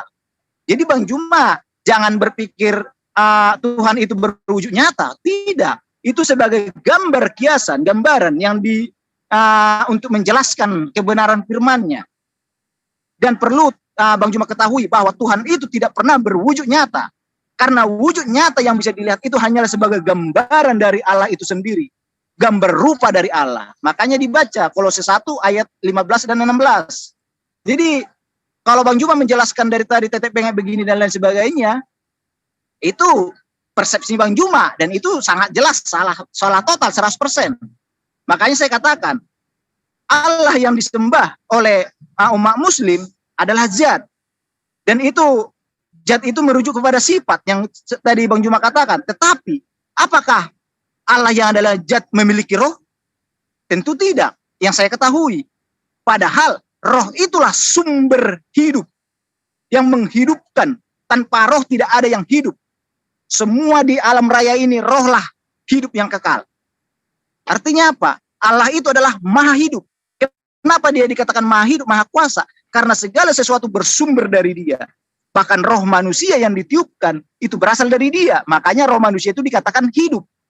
Bukan maha hidup. Karena dia berasal dari yang maha hidup. Itulah konteks dari garis-garis besarnya ini Bang Juma. Jadi kalau Bang Juma mengatakan seperti penjelasan Bang Juma tadi, ya itu semua yang menyesatkan Bang. Jadi biarlah semua yang mendengar mengetahui kebenaran ini. Apakah benar Ismail dan keturunannya itu bangsa Arab sudah menyembah Allah yang disembah oleh Abraham? Renungkanlah dalam hati, pikirkanlah itu. Jika memang iman kalian goyah, jangan menunggu waktu. Berilah dirimu dibaptis. Karena apa? Baptisan itu adalah sebagai tanda pertobatan, tanda menerima kebenaran akan Allah Sang Pencipta. Itu sebagai tanda. Itulah nanti saksi di surga nanti. Saksi. Dan darah itu adalah sebagai tanda penebusan dosa manusia, itu darah Yesus yang tercurah dalam penebusan dosa. Itulah nanti saksi. Itu juga nanti. Itulah dikatakan saksi-saksi itu di dunia. Dan siapa yang melakukannya? Yaitu Allah, itu roh. Makanya dikatakan ada 3 saksi di dunia, yaitu roh, air, dan darah. 3 saksi di dalam kerajaan surga. Bapa, Anak, dan Roh Kudus. Semuanya itu, tetapi merujuk kesaksian itu bukan berarti merujuk untuk menyatakan 3 pribadi, bukan. Itu merujuk kepada satu kesaksian, yaitu satu kebenaran. Anda yang ngomong 3 terus Anda dibantah 1. Gimana Pak Jabat? Ya? Anda yang barusan ngomong 3 terus ngomong 1. Yang mana yang benar? Itu bukan merujuk kepada 3 pribadi, bukan. Tetapi itu untuk merujuk kepada satu kebenaran. Siapa bilang? Itu maksud saya. Biar dong. Seperti itu. Karena apa? Kesaksian anak, yaitu Tuhan Yesus, adalah kesaksian yang dari Allah. Kesaksian Roh Kudus adalah kesaksian yang dari Allah. Karena Roh Kudus menjalankan perintah dari Allah. Jadi, dan keputusan itu nanti diputuskan oleh hakim, yaitu Allah sendiri yang dalam rupa manusia. Itu nanti Yesus yang bisa dilihat sebagai gambar rupanya. Makanya dikatakan apa? Segala kuasa yang di langit dan di bumi telah diberikan kepada dia. Karena apa? Tidak mungkin Allah itu bisa menggenapi semua firman-Nya tanpa harus menampakkan dirinya, tanpa harus bisa dilihat. Dan perlu kita harus ketahui bahwa penampakan wujud yang bisa dilihat itu hanyalah sebagai gambar rupa Allah. Bukan berarti itu adalah Allah sendiri. Karena Allah itu tidak pernah terlihat. Maka selalu saya jelaskan, iman Kristen tidak pernah asumsi, tidak pernah berhayal apakah ada hari kebangkitan setelah akhir zaman. Tidak pernah. Karena apa? Telah digenapi, telah dibuktikan bahwa akan ada kebangkitan, dan dibuktikan oleh Yesus sendiri. Dia bangkit dari kematian dan naik ke dalam surga. Artinya apa? Iman Kristen itu bukan asumsi. Ada bukti nyata bahwa ada yang bangkit dari kematian dan naik ke dalam surga. Tetapi kalau iman yang lain masih berharap apakah mungkin ada kebangkitan karena tidak ada pembuktian. Apakah mungkin Allah itu ada? Karena Allah itu hanyalah nama, tidak pernah membuktikan keberadaannya. Itulah yang selalu saya katakan. Mari kita berpikir jernih. Karena apa? Kita belajar, dikasih hikmah dan pengertian untuk bisa mengkaji kebenaran, menguji setiap kebenaran itu. Jangan sampai kita sekolah sampai sarjana, dokter, bahkan profesor, tetapi memahami kebenaran pun kita tidak bisa. Perlu ketahui firman Tuhan tidak pernah, firman Tuhan itu tidak, firman Tuhan tidak pernah salah. Firman Tuhan itu selalu rasional, masuk di akal dan logika. Jika ada firman Tuhan yang tidak rasional, logika hanya mengandalkan ilmu goib, maka pertanyakanlah akan kebenaran firman itu. Terima kasih. Habis, sebentar, Dok. Habis nanti Bang Juma baru tanya jawab, tapi pertanyaannya simpel, jawabannya simpel. Gitu, silakan. Sebentar ya Dok ya, biar clear dulu. Silakan Bang Juma. Oke, jadi Anda mengatakan umat Islam goyah agar dibaptis untuk menyembah sesuatu yang tidak jelas, gitu maksudnya. Anda mengatakan ketika saya tanya, Tuhannya Musa Abraham itu tidak sama dengan Tuhan kami. Karena Tuhannya Musa adalah roh. Saya minta kepada Anda untuk menunjukkan wujud roh itu, ternyata Anda tidak mampu kemudian menunjukkan. Katanya, roh itu tidak bisa dilihat. Yesus bisa dilihat. Berarti Yesus itu bukan Tuhan itu sendiri. Karena Tuhannya yang benar adalah Tuhan yang tidak bisa dilihat. Bagaimana menjelaskan? Bagaimana menjelaskan? Yesus itu bukan roh, Bang. Itu firman yang diwujudkan menjadi manusia, Bang. Jadi sama seperti kita ini, seperti kita ini adalah manusia, sama seperti Yesus, tidak ada bedanya. Bahkan kita lebih istimewa dari dia. Sama seperti manusia, Bang. Apakah roh Abang itu terlihat? Kalau tidak roh abang diam di dalam dirinya, Oke. Bang, tidak pernah terlihat, Oke, Bang. sekarang saya minta wujud roh itu seperti apa wujudnya? Roh itu tidak terlihat, Bang. Oke, salah enggak kalau saya katakan bahwa Tuhan pencipta langit dan bumi itu adalah gaib, laisa kamitslihi syai'? Salah enggak? Goib itu dalam pandangan kita Enggak, saya tanya manusia kepada dunia. Anda bahwa Tuhan itu tidak bisa digambarkan seperti apapun dia, itu salah atau tidak? Betul, memang tidak bisa digambarkan. Oh, Tetapi oke. dia bisa Nah, kenapa menampakkan Anda diri mengatakan dalam bahwa rupa Islam itu, yang dia inginkan. kenapa Anda mengatakan bahwa sembahan umat Islam itu berbeda dengan sembahan Musa? Karena, Bang, umat Muslim mengimani bahwa Allah itu adalah zat dan tidak memiliki roh. Betul nggak? Loh, siapa bilang bahwa Tuhan kami adalah zat? Apakah Allah Siapa Subhanahu yang wa taala mengajarin Anda bahwa Tuhan kami adalah zat? Bang, Tuhan saya kami tanya dulu. itu adalah hakikat. Tuhan kami itu hakikatnya adalah pencipta. Ya, Zatullah, hakikat Allah. Itu- Begini, Bang, saya tanya sama Abang, apakah Nah, sekarang saya tanya sama Abang, enggak, begini, Bang, apakah Tuhan Anda Allah punya hakikat nggak? wa taala itu memiliki roh? Ntar dulu, Itu ntar dulu pertanyaan saya, tanya Bang. jawabnya nanti. Cinta. Biar Bang Juma dulu selesaikan kan Pak Jabat tadi panjang. Biarkan dulu Bang Iya. Juma selesai, baru tanya jawab. Ya. Lanjut. Jadi yang membutuhkan roh itu hanya makhluk. Tuhan tidak membutuhkan roh. Kenapa? Karena roh itu adalah makhluk ciptaan. Betul. Baca Zakaria 12 nomor 1. Tuhan menciptakan roh untuk menghidupkan apa yang Tuhan ingin hidupkan. Sementara Tuhan itu tidak butuh roh untuk hidup. Kenapa? Karena level Tuhan adalah maha hidup. Allahu la ilaha illa huwal hayyul qayyum. Dia maha hidup. Yang hidup seperti Yesus, itulah makhluk. Dia butuh roh. Kalau Anda mengatakan Tuhan Anda adalah roh, berarti Anda mengatakan Tuhan Anda adalah makhluk. Karena roh sama dengan makhluk. Tidak ada roh sama dengan Tuhan. Tidak ada. Dikatakan Tuhannya Bani Israel itu ruah, karena dia gaib. Bukan berarti dalam roh perspektif orang Indonesia. Nah, kalau Anda mengatakan bahwa Tuhan kami itu adalah roh, tapi wujudnya tidak bisa dilihat, Anda keliru. Anda keliru dan Anda menyesatkan. Kenapa? Anda coba baca di dalam tulisan Markus. Markus menulis di dalam kitab Wahyu. Wahyu 5 nomor 6. Markus mengakui dia melihat. Aku melihat. Markus Anda harus akui tulisannya. Sebagai firman Tuhan. Sebagai penulis kitab Wahyu, Markus mengatakan, aku melihat. Apa yang dilihat oleh penulis kitab Anda? Binatang, bertanduk 7, bermata 7. Jangan Anda ragukan apa yang dilihat oleh Nabi Anda, Nabi Markus. Anda harus imani itu. Jangan Anda seakan-akan ingin menjelaskan roh dalam perspektif umat Islam. Roh itu adalah hal gaib yang digunakan oleh Allah untuk menghidupkan makhluknya. Itu roh. Sementara yang Anda katakan Tuhan Anda adalah roh. Kalau Tuhan Anda adalah roh, yang Anda katakan tidak bisa dilihat, Anda pembohong, Anda pendusta, Anda penyesat. Karena penulis kitab Wahyu yang adalah Markus mengatakan di dalam Wahyu 5 nomor 6, aku melihat, dan itulah ketujuh roh Tuhan. Yang mana tuh? Yang bertanduk 7 dan bermata 7. Aminkan, telan meski itu pahit. Nah, kemudian ketika Anda mengatakan Allah adalah zat, Anda mengulang kesalahan. Saya katakan yang zat itu di agama Anda. Terjemahan baru setelah direvisi baru dihilangkan kata zat. Awalnya kata zat itu diambil di dalam kitab Anda.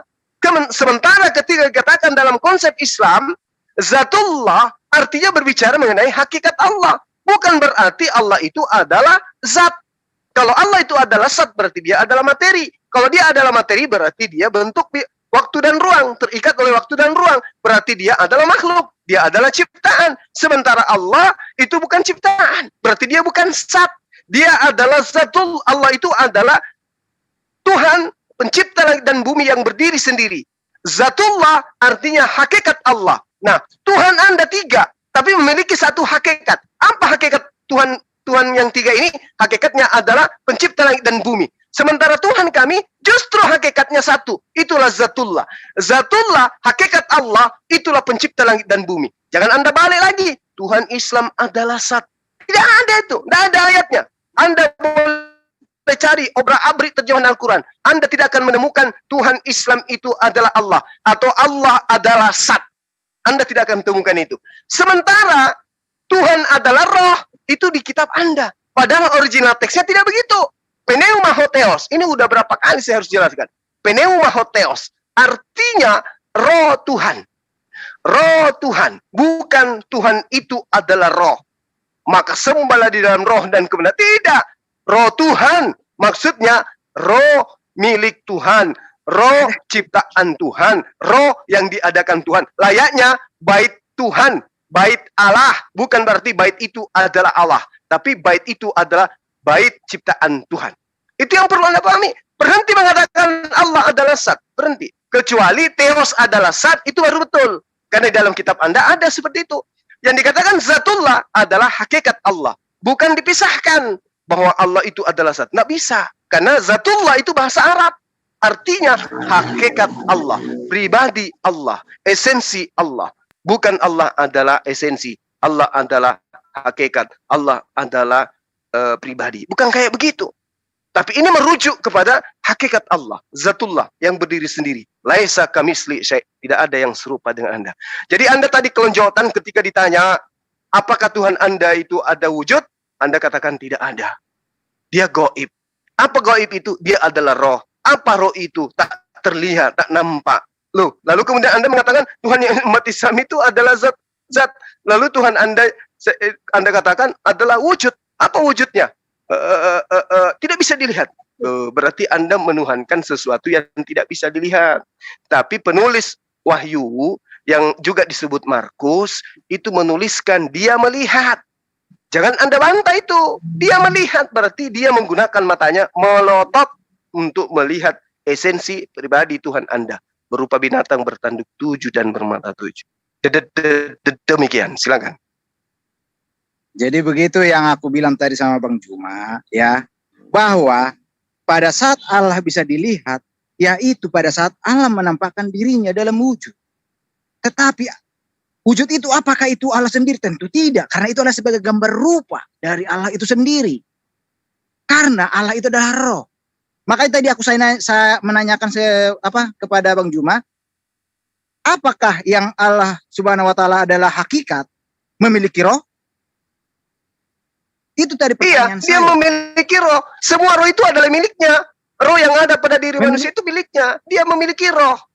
Tapi roh yang diberikan kepada makhluknya itulah ciptaannya dia. Apakah Allah itu Begini, memiliki Bang. air? Maksud Yes. saya gini, Apakah Bang. Allah itu memiliki tanah? Yes. Apakah Allah itu memiliki bumi? Yes. Segala sesuatu adalah milik Allah. Begini Tapi Bang, maksud saya, hakikat Allah begini Bang, tidak Bang, tunggu dulu, membutuhkan Bang. roh untuk hidup. Maksud saya begini Bang, maksud saya memiliki roh, Allah itu apakah memiliki roh? Itu secara pribadinya, bukan merujuk kepada roh manusia. Yang itu milik memiliki dia, roh milik itu, dia, bukan. yang memiliki Gitu roh loh. itu adalah makhluk. Oke, kembali ke ini ya. Saya mau bertanya kedua pembicara ini biar begini ya, Bang. Enggak, tunggu dulu. Tunggu Ya, dulu. ini Bang. waktunya tanya jawab, Bang. Dengarkan dulu biar nggak kemana-mana. Berarti yang jelas, Pak Jabat. Allah Subhanahu wa taala supaya tegas, supaya jelas, berarti Allah Subhanahu wa taala tidak memiliki roh di dalam dirinya. Itu aja. Oke, Ya baik. karena dia bukan makhluk. Pertanyaan sekarang kedua Iya, terima pembicara. kasih Bang. Saya hanya mau Iya, menanyakan itu aja. Pertanyaan kedua pembicara. Apakah roh Allah itu yang dimiliki oleh manusia? Atau begini, apakah roh Tuhan itu sama dengan roh manusia? Saya ulang, apakah roh Tuhan sama dengan roh manusia? Silakan, Pak Jabat. Iya. Terima kasih. Jadi begini, roh manusia itu adalah roh Tuhan yang diberikan sebagian kecil dari rohnya. Itulah sebabnya roh manusia itu kekal, hidup kekal, tidak bisa dimusnahkan. Sama seperti Allah itu, karena dia adalah kekal, karena dia adalah sumber dari segala roh, dia adalah roh yang kekal. Sama atau beda, Bang? Diberikan Sama atau kepada- beda, Bang? Ya? Sama nggak roh Tuhan sama roh manusia? Jadi begini Bang, sama itu dalam wujud roh sama, tetapi dalam esensi kekuasaan itu berbeda Bang. Oke, artinya roh manusia adalah roh Tuhan juga ya? Betul, roh Oke, Tuhan yang baik. diberikan Sudah dijawab. sebagian kecil. Udah dijawab, silakan Pak Nyuma. Iya. Iya, Silakan. sedikit Kanda. Habis Biar ini dulu, biar kelar dulu, biar kelar dulu. Kanda Dok. Husaimah. Silakan. Jadi gini, Ketika Anda mengatakan Tuhan itu rohnya sama dengan roh manusia, dalam arti kata rohnya Tuhan itu lebih besar, rohnya manusia itu lebih kecil, Anda harus memahami dulu bahwa roh yang ada pada diri manusia itu adalah roh ciptaan Allah. Nah, apakah kemudian hal seperti ini tentang kehidupan manusia itu berlaku kepada Tuhan Sang Maha Hidup? Bahwa dia pun membutuhkan roh untuk hidup? Tidak. Tidak. Yang membutuhkan roh untuk hidup itu adalah makhluk. Sementara Tuhan adalah penyedia roh itu. Sementara Tuhan adalah penyedia kehidupan ini. Dia tidak membutuhkan roh untuk menghidupi dirinya. Yang membutuhkan roh untuk menghidupi dirinya itu adalah manusia, makhluk. Tidak dikatakan bahwa Tuhan pencipta langit dan bumi itu adalah roh. Tapi pencipta langit dan bumi itu adalah esensi yang maha hidup. Esensi yang maha hidup ini, ketika ingin menghidupkan makhluknya, dia hanya memberikan roh. Dia memberikan roh. Dia menciptakan roh untuk kemudian ditiupkan kepada makhluk-makhluknya. Itu yang perlu Anda pahami. Jadi Tuhan tidak membutuhkan roh untuk menghidupkan dirinya. Karena dia bukan makhluk. Tetapi dialah sang maha hidup itu. Yang menyediakan segala aspek yang dibutuhkan untuk menghidupkan makhluknya. Dia memiliki air. Oke, pertanyaan kedua. Seterusnya. Pertanyaan kedua biar cepat. Tunggu dulu Bang. Nggak usah Tunggu dulu, dibantah Bang. Saya udah. harus sedikit menanggapi Bang, Ya, sedikit ya. Bang. Karena begini Bang, Allah tidak membutuhkan roh untuk hidup. Karena apa? Karena Allah itu adalah roh. Bagaimana mungkin dia membutuhkan roh untuk hidup kalau orang dia roh kok? Makanya saya katakan sama Bang Juma, di Zakaria itu yang Abang kutip tadi, roh manusia diciptakan. Makna diciptakan di situ bukan diciptakan dengan cara berfirman, Oke, Bang. tetapi diciptakan dengan cara dihembuskan, ditiupkan, seperti di dalam kejadian. Ini waktu waktunya tanya penciptaan jawab, Bang. Adam dan Tanya Hawa. jawab. Ini waktunya tanya jawab Seperti ya. Oke. Kalau pertanyaan kedua. Allah itu, kalau Silakan, sedikit, Bang. Bang. Kalau Allah itu roh, berarti dia makhluk. Udah aku bilang kan, kalau dia itu roh, dia makhluk berarti. Sementara dia bukan makhluk, berarti dia bukan roh. Adapun unsur yang digunakan untuk menciptakan manusia, itu roh yang ada pada diri Allah. Segala sesuatu ciptaan itu asalnya dari Allah. Apapun itu. Roh, jasad, air, udara, apa yang ada itu semua sumbernya dari Allah. Tetapi Allah tidak bisa dinisbahkan dengan makhluknya. Itu dia. Makanya di dalam Islam dikatakan pengetahuan tentang roh itu hanya sedikit. Karena roh itu urusan Tuhan. Kita hanya diberi pengetahuan untuk berbicara tentang roh. Tapi kalau untuk mengatakan Tuhan itu adalah roh, dari mana dasarnya pijakannya kemudian? Tidak ada itu pijakannya. Oke, pertanyaan Bang kedua, Pak. Bang Juma, Sebentar. tunggu Ini dulu, ya. tunggu dulu Bang. Bang Juma, Waduh. begini Bang Juma. Karena posisinya gini, seperti mata air Bang. Mata air itu tidak pernah dikatakan, oh itu air. Tetapi sumber air, mata air, ada matanya. Sama seperti kita manusia. Manusia, anak lahir tidak pernah dikatakan bapak. Karena bapak tidak membutuhkan anak. Tetapi dia sudah, Tapi bapak dan anak adalah itu satu. membutuhkan bapak. Itulah esensi perbedaannya. Makanya kenapa dikatakan Allah itu adalah roh, yaitu sumber dari segala roh. Oke. Dari dialah asal dari Oke, semua waktu roh. terakhir ini ya. Seperti itu. Pak Jabat dengerin baik-baik pertanyaannya nanti disanggah oleh Bang Juma. Ya. Jadi Ya, seperti 1 menit nggak apa-apa lanjut. kalau Allah adalah roh, karena dia asal dari roh, maka Allah juga itu adalah tanah. Karena dia adalah sumber tanah. Allah itu adalah air, karena dia adalah sumber air. Oke. Oh enggak, karena Allah itu Loh. tanah itu diciptakan dengan apa? Dengan firman-Nya. Loh. Berbeda dengan roh. Lah, Loh. gimana sih Bang Juma? Zakaria 12 nomor 1, Allah menciptakan roh. Menciptakan roh di situ dalam arti apa? Menciptakan dengan cara apa? Dengan cara dihembuskan, ditiupkan, bukan dengan cara diciptakan dengan berfirman. Anda harus ketahui di situ. Oke, biar cepat nih. Apakah roh dalam diri manusia termasuk dalam diri Yesus itu ciptaan atau tidak? Bang Jabat? Ciptaan. Terima Jabat kasih. Jadi roh di dalam diri manusia adalah Termasuk Yesus. Ya sebentar. Roh di dalam diri manusia adalah roh yang ditiupkan, dihembuskan oleh Allah sendiri. Ciptaan atau bukan? Ciptaan atau bukan? Ya, diciptakan dengan cara dihembuskan. Oh, diciptakan dalam diri Yesus? Ya, diciptakan dengan cara dihembuskan. Dalam diri Yesus? Sedangkan roh di dalam diri Yesus tidak pernah dihembuskan oleh Allah, melainkan Allah yang masuk ke dalam dirinya, mengambil rupa seorang hamba. Itulah firman yang setelah diwujudkan menjadi manusia. Itulah sebabnya Yesus dikatakan Tuhan. Sebab jika Allah yang adalah roh tidak menjadi rohnya Yesus, maka Yesus tidak pernah bisa dikatakan Tuhan. Oke. Makanya tadi saya jelaskan di dalam Yesaya. Udah cukup ini Bang. Ini cukup jawaban Abang. Bahwa aku tetap dia. Akulah dia. Bang Jabat, gitu jawaban spektakulernya sangat wow. Bang Juma, tanggapan? Iya. Jadi kalau Anda mengatakan roh yang ada pada diri Yesus itu adalah roh Tuhan, ini Anda keterlaluan. Kenapa? Karena kata Anda roh itu adalah Tuhan. Tapi roh yang ada di dalam diri Yesus tidak tahu hari kiamat. Bahkan roh yang ada di dalam diri Yesus ketika dia bayi, dia nggak bisa berjalan. Katanya roh Tuhan. Yang namanya roh, katanya Tuhan Anda itu roh. Berarti aspek roh yang ada pada diri Yesus itu adalah Tuhan. Tapi kenapa pada saat dia bayi, dia nggak bisa lakukan apa-apa? Kemana roh Tuhan yang ada pada dirinya? Rohnya belum dewasa. Rohnya belum dewasa, Bang Juma. Nah, itu dia. Berarti roh yang ada pada diri Yesus itu bukan Tuhan. Menjawab itu sangat simpel, Bang. Sangat simpel banget, Bang. Karena begini, Bang. Abang tadi mengatakan bahwa roh Yesus bukan Tuhan. Saya katakan, di mana letak ketuhanannya? Ya. Karena Allah yang adalah roh, dimanapun dia berada, dia berkuasa atas segalanya. Karena dia tidak dibatasi oleh ruang dan waktu. Sekalipun dia harus diam di dalam diri Yesus.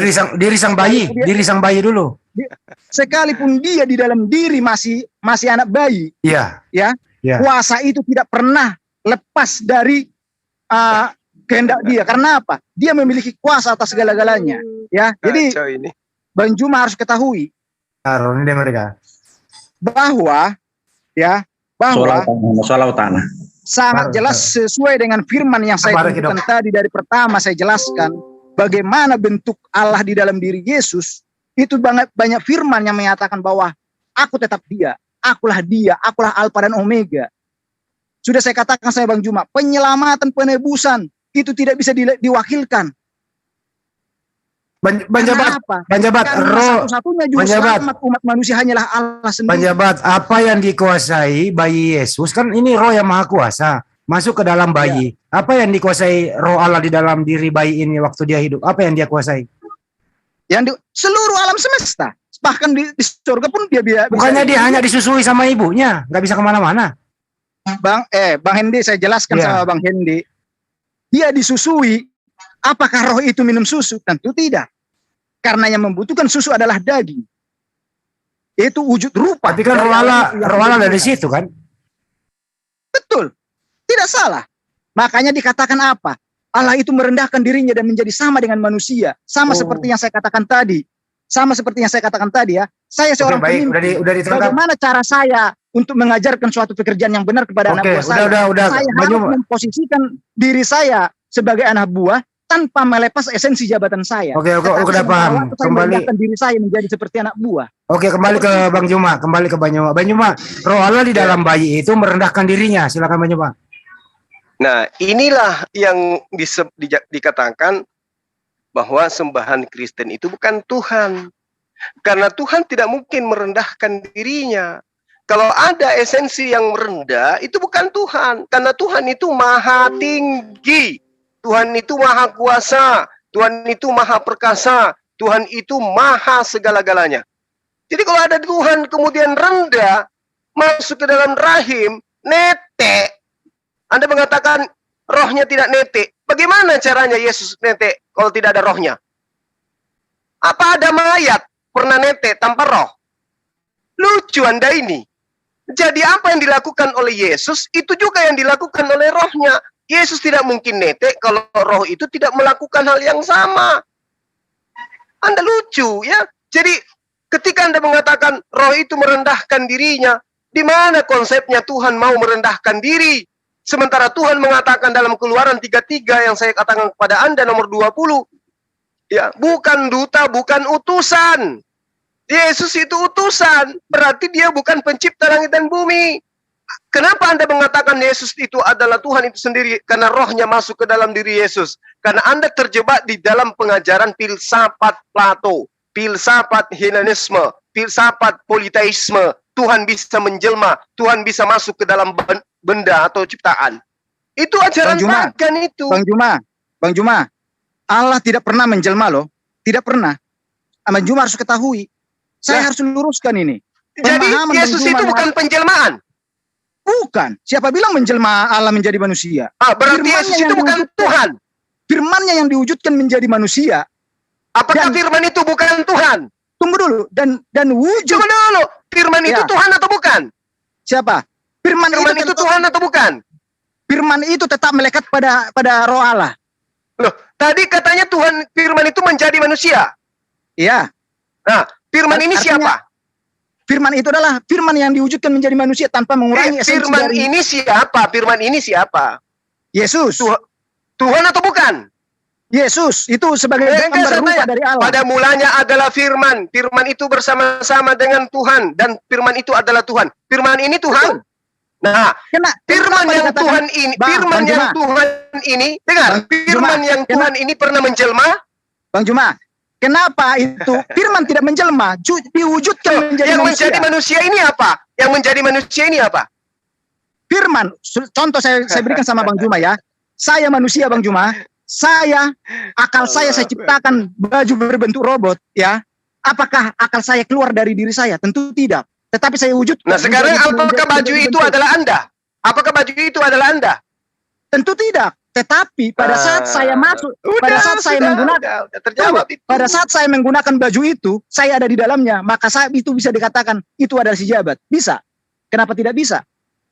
Jadi baju itu adalah si jabat. Ya? Maka baju yang terlihat itu adalah si jabat. Maka baju yang terlihat itu adalah sebagai gambar rupa saya yang bisa kamu lihat pada saat itu. Tetapi jabat yang sebenarnya ada di dalam. Itulah sebabnya dikatakan apa? Waktu Yesus masih kecil sampai dia dewasa, belum dipanggil yang namanya Tuhan. Tetapi karena apa? Orang belum mengetahui. Oh, jadi Tuhan menyembunyikan diri. Tuhan menyembunyikan diri. Tetapi seiring berjalannya waktu, ya kan? Barulah dari pembuktian dari firman-Nya, dari perkataannya, nubuatannya. Ternyata baju itu setelah dibuktikan adalah jabat. Barulah mengetahui. Dia adalah Tuhan. Barulah diketahui bahwa baju itu adalah si jabat setelah diadakan penelitian gitu. Jadi begini Bang Juma. Jadi seperti yang Bang Juma katakan tadi, jika memang Tuhan Yesus itu adalah Tuhan, kenapa dia tidak mengetahui hari kiamat? Kan sudah saya jelaskan dari kemarin, dari kapan tahu itu berulang-ulang. Jika Yesus menyampaikan itu, hari kiamat adalah tahun sekian-sekian, jam sekian, bulan sekian, hari sekian. Terus dia mengatakan secara langsung, akulah Allah, gitu kan? Yang terjadi apa? Manusia yang percaya kepada dia akan menuhankan tubuhnya itu. Padahal Tuhan adalah roh, bukanlah tubuh. Melainkan tubuhnya Yesus adalah sebagai gambar rupa yang bisa dilihat. Bukan itulah Tuhan yang sebenarnya. Karena Tuhan itu tidak pernah dapat dilihat. Ketahui itu Bang Juma. Saya jelaskan itu secara perlahan supaya Bang Juma sadar, bertobat, menerima kebenaran. Begitu, jadi maksudnya saya bertobat untuk menyembah Yesus gitu. Pada saat Bang Juma menyembah Yesus, bukan berarti Bang Juma menyembah tubuhnya Yesus, tetapi menyembah Allah yang adalah roh, yaitu rohnya Yesus. Karena apa? Sangat jelas dikatakan apa? Allah itu adalah roh. Kasihan ini. Gak apa-apa sih, lanjut aja dikit. Jadi saya kasihan sebenarnya Bang Juma. Yang kasihan siapa? Tuhan Anda nggak bisa dilihat, yang Anda sembah adalah yang terlihat, yaitu Yesus. Lah, justru Tuhan saya itu maha kuasa Bang Juma. Dia bisa menampakkan dirinya. Dan bahkan menyampaikan firman-Nya secara langsung. Nah, itu Anda sudah jawab. Anda sudah jawab. Tuhan Anda bisa menampakkan diri. Nah, tadi Anda mengatakan Tuhan Anda tidak bisa dilihat. Tapi sekarang Anda mengatakan Tuhan Anda menampakkan. Itulah aku bilang, kalian itu orang munafik. Kalian itu sebenarnya menuhankan anak Maria. Tapi karena kemunafikan kalian menyembunyikan identitas itu. Yesus yang makan ikan goreng itulah Tuhan kau. Tapi saudara jabat, Anda munafik. Anda mengatakan Tuhan kami bisa nampak. Dan yang nampak itu adalah anak Maria. Dan itulah yang Anda sembah. Tuhan Anda yang nampak itu yang mana? Coba saya tanya jawab. Tuhan Anda yang nampak itu yang mana? Ya? Tuhan Anda yang nampak itu yang mana? Tuhan yang nampak itu adalah wujud yang menampakkan dirinya dalam wujud lain, itulah yang digambarkan sebagai gambar rupa dari Allah itu. Dia itu siapa? Tuhan Anda yang nampak Ya. itu yang mana? Jadi perlu ketahui Bang Juma, Tunggu. Tuhan Anda yang nampak itu yang mana? Tuhan itu yang nampak, yaitu gambar rupanya yang bisa dilihat. Yang mana? Yang mana? Yang mana? Fisiknya. Yesus? Ya Tuhan Yesus. Itu sebagai gambar Udah rupa Allah. selesai. Udah Bang Andi, udah diakui bahwa Tuhannya adalah Jadi Yesus. Pak Jabat, jadi manusia. badan fisiknya Yesus juga Tuhan. Iya kan Oh, nampak. enggak, bukan. Fisiknya Lo kan nampak. karena fisiknya itu hanyalah sebagai gambar rupa yang bisa Tuhan dilihat. dia nampak Ingat Yesus. itu. Sebagai gambar Udah. rupa Allah yang bisa dilihat. Nggak Bukan apa-apa, bukan Bang, berarti itu santai adalah aja. Tuhan. Tapi nih tadi Ya, menyinggung masalah Yesus makan ikan goreng. Saya harus jelaskan ini. Inilah Ya. nanti yang di penggenapan di dalam kerajaan 1000 tahun. Artinya apa? Pada saat manusia masuk ke ajaran dibangkitkan, Luka ini. pada saat manusia dibangkitkan nanti, itu orang-orang kudus setelah akhir zaman masih merasakan kehidupan 1000 tahun lagi, baru nanti semuanya dibangkitkan, baru ada penghakiman. Itulah yang dikatakan roh orang-orang kudus yang sudah masuk dalam surga itu keluar, dimasukkan kembali kepada tubuh yang kekal untuk merasakan nikmatnya kehidupan yang sempurna tanpa ada iblis, karena iblis sudah dipenjara 1000 tahun lamanya. Jadi Bang Juma harus ketahui itulah penggenapan semua, bukan asumsi belaka. Semua itu jelas. Maka saya katakan sama Bang Juma, jika Bang Juma mau merasakan hidup yang sempurna 1000 tahun lagi tanpa ada iblis nanti, Nyembah Tuhan yang nampak. selamatkan dirimu sebelum waktu terlambat. Pak Jabat, Nyembah Tuhan yang nampak gitu. Pak Jabat, saya mau nanya Pak Jabat. Dengerin dulu Pak Jabat. Fisik Tuhanmu yang pernah nampak di bumi itu di mana sekarang? Ya? Fisik Tuhanmu yang pernah nampak di bumi di mana posisinya sekarang? Fisik Tuhan. Iya, yang pernah nampak di bumi di mana sekarang berada? Jadi begini Bang, kalau dikatakan fisik itu kan dalam arti kalau melihat sesuatu itu kan tidak mesti harus berupa fisik. Bahkan iblis pun di dunia ini, orang melihat iblis itu dalam wujud yang bisa dilihat, bukan berarti iblis itu berwujud nyata. Tidak. Tetapi Tapi Yesus kan datang berbentuk nyata. Di mana fisik Yesus sekarang yang kau tuhankan itu di mana? Ya? Di mana? Seru kalau begini, mereka lebih komen. Di mana? Di mana posisi fisik Tuhanmu itu Yesus sekarang berada di mana Kan pada sekarang? saat dia naik ke Ya, di mana sekarang? kan begini Bang. Jadi biar Abang ketahui ya, pada saat nanti semua manusia setelah selesai kerajaan masa 1000 tahun itu, manusia dibangkitkan. Ya kan? Manusia dibangkitkan dan bagi orang yang kudus yang percaya dimasukkan ke dalam surga, bagi yang orang-orang berdosa dimasukkan ke dalam neraka, itu nanti dalam wujud apa? Makanya Saya dikatakan nanya apa? itu Bang, Wujud fisik Yesus yang sekarang di bersinar. mana Bang? Fisik Yesus sekarang di mana? Kan sudah diubahkan menjadi tubuh kemuliaan. Oh, udah berubah. Iya, Aslinya di mana sekarang? Terurai apa menghilang apa gimana? apanya? Aslinya Kan fisiknya itu Yesus kuasa, sekarang di Bang. mana? Itu kuasa Bang, sama seperti saya katakan sama Abang. Pada saat langit dan bumi ini, kemana langit dan bumi ini pergi? Dikatakan Enggak, itu bukan dilenyapkan, itu saya tanya. kemana kan? Fisik asli Yesus sekarang udah berubah menjadi tubuh kemuliaan gitu. Pertanyaan Abang itu sama seperti itu Bang. Kemanakah bumi ini jika sudah di bumi hanguskan, lenyap kemana? Bisa nggak Abang jawab? Bisa. Saya tanya dulu. Itu nggak usah ke Kemana? sana dulu. Gampang itu jawabnya. Enggak. Ini aja. Fisik Yesus sekarang itu Itulah, ada di mana? Itu yang saya katakan sama Abang. Itulah yang namanya kuasa Bang. Oh, jadi Makanya fisik saya asli Yesus pertanyakan sekarang sama udah Abang. hancur.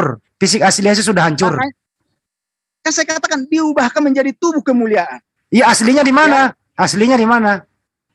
Kuburan Tahu nggak Abang kosong. kalau dibilang, mengerti nggak sih Abang diubahkan? Ya diubah itu berarti aslinya hilang.